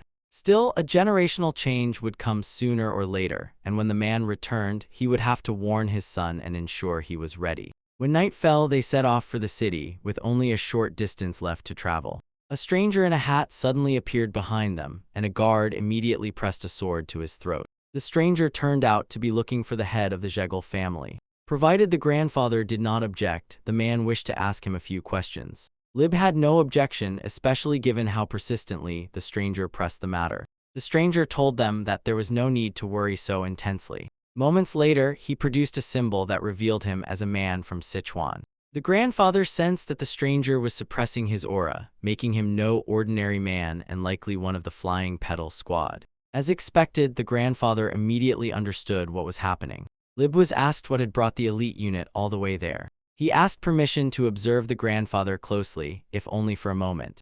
To the old man's surprise, he found the Yanlo symbol there, while the Tang clan could distinguish its own from outsiders. Anyone who owed someone a debt would certainly repay it by handing over a medallion bearing the clan's symbol. Once the debt was repaid, the medallion was immediately reclaimed, and the same rule applied to enemies. With the grandfather's agreement, the clan promised to repay his kindness in the future. Ready to listen, Lib heard the stranger begin a story about a child they had encountered at Shaolin. They had come to gather every possible detail about that child, who appeared to be gone. Although the grandfather saw nothing to hide, he asked exactly what interested the Tang clan. The stranger asked whether the grandfather had seen techniques belonging to their clan. Unnoticed by him, the grandfather merely nodded, confirming that the boy was learning the Yangjasu style. The question was whether the man had used a Shaolin tool to dispel the rumors. Finally, the stranger asked whether the child had inherited Master Hun O's technique. Lib said he had come for another purpose and could not confirm it, convinced that the clone had to handle everything alone. The stranger nodded to the old man and briefly thanked him for the answers. Pulling the relic back, the grandfather said he needed no gratitude. Yet the grandfather had another question of his own. As predicted, the matter had become far more complicated. The old man knew Shaolin had drawn attention beyond the Tang clan as other sects watched it too. Could this be connected to what was already on his mind? The stranger said the clan leadership was already interested in the matter, confirming the master's suspicion. With the conversation cut short, the man instantly disappeared. That interest kept the poisonous factions from reaching the child, while the entire matter centered on Master Hun O. Yan rushed to the grandfather and asked whether her new friend was truly so famous. After a moment, the grandfather warned the girl not to see the boy, resist him, or fight him. Because he came from the secular world, he would eventually draw martial circle's attention, so she had to stay far away. It was not a request but an order. Hearing it, the girl was overcome with sorrow because she had only just found a friend. They had to leave quickly, since waiting for the city was not an option. Clearly, the situation was critical, and the Tang clan was not the only group focused on it. The sects of the Union of 10 Elements were watching the matter closely as well. Several days later, Gon sat in the street lost in thought until a man noticed him and asked what occupied his mind. Gon felt that Shaolin's monks were clearly unhappy that he had learned techniques from other sects. Still, it should not trouble him. He only needed to remain there for 3 years before returning home. He knew he must avoid creating needless trouble and remember the parents awaiting his return. But Gon did not want to carry guilt for the rest of his life. Remarkably, the boy who once only sulked was finally voicing his own thoughts. At last, Gon decided to resume practicing martial arts. His master objected, asking whether the young man truly could not endure 3 more years and return home quietly. He did not approve of the boy or support his plan. Even so, Gon would act as he saw fit, having realized after meeting Yan that he could no longer hide his restored internal energy. Since his combat skills had never vanished, he aimed from the start to master Shaolin techniques. Quen Mok delighted in the determination shining in the young man's eyes. It turned out that the boy understood the situation far better than Quen Mok had assumed, for children grew up quickly. With a heavy sigh, the man finally agreed, believing this could end the entire problem. Meanwhile, a stranger began climbing the mountain. Certain that Gon awaited him there, the stranger clenched his fist and pressed upward to end everything once and for all. Each step was agonizingly slow as the man gripped trees and continued up the difficult climb. The mountain path was an extreme trial, and he wondered whether Gon truly crossed it every time. The longer the stranger considered it, the more fiercely anger overwhelmed him. Openly, the stranger denied that Gon could have mastered it so quickly. Though he still did not understand what had happened, he insisted it was a serious injury and planned a beating Gon could never withstand. At first, he decided to wait until the boy was alone, but then he noticed something strange ahead. In the distance, he spotted Gon walking calmly through the forest as if nothing had happened. He froze in shock at seeing Gon there, then almost immediately chased him with a zeal he had not shown in running for a long time. All he needed now was to learn the martial arts of other schools. The man had mastered energy control so subtly that others never noticed it. Gon still could not get Yan out of his mind and desperately wished for a sister like her. For reasons he could not explain, Gon now felt more grown up inside. Suddenly, Gon noticed a man standing before him and staring with eyes wide open. The boy could not understand how this man had managed to get there. The man froze, unable to believe Gon could move so fast despite reports of the boy's grave wounds. Gon was glad to meet an old acquaintance, but the man took it as a challenge to fight. Gon tried to explain that he had neither dodged nor ignored the man during their fight. Could Gon have said that only to humiliate him? Instead, everything had gone wrong. It was his first martial arts experience, and he did not know how to act. Gon bowed his head, asked forgiveness, and promised he would do much better if they fought again. Yet the man trembled, convinced he could not endure another fight and would lose. Frantically, he searched for a way out, still unable to see what he should do. Gon quickly searched for an excuse to explain why he had ended up there. Then he thought of the potato song and decided he had brought the potato for wounded Gon. Gon never imagined an old acquaintance could bring such a gift and instinctively assumed the man hated him. In truth, the man really did hate him. Gon quickly raised the potato to his mouth and took his first bite. The man froze at Gon's naivety, then felt his own hunger and reached for food himself. When the man's stomach gave a dull growl, Gon realized he had not eaten for a long time. Gon broke the potato and handed part of it to his husband. Taking it, the man lit up with gratitude. They sat on cold stones to talk, and the man realized Gon was not as bad as he had imagined. Gon could think only of finding a true friend. With a sincere smile, Gon announced that he had finally made his first friend at Shaolin. Hearing that Gon was heading to his mentor, the man was shocked that one could speak directly to a monk. To the man, the young hero seemed truly impressive. He proposed that they go down together to ensure Gon was all right, hoping they could become friends. Meanwhile, a letter from Quinn Mok arrived at the monk's cell.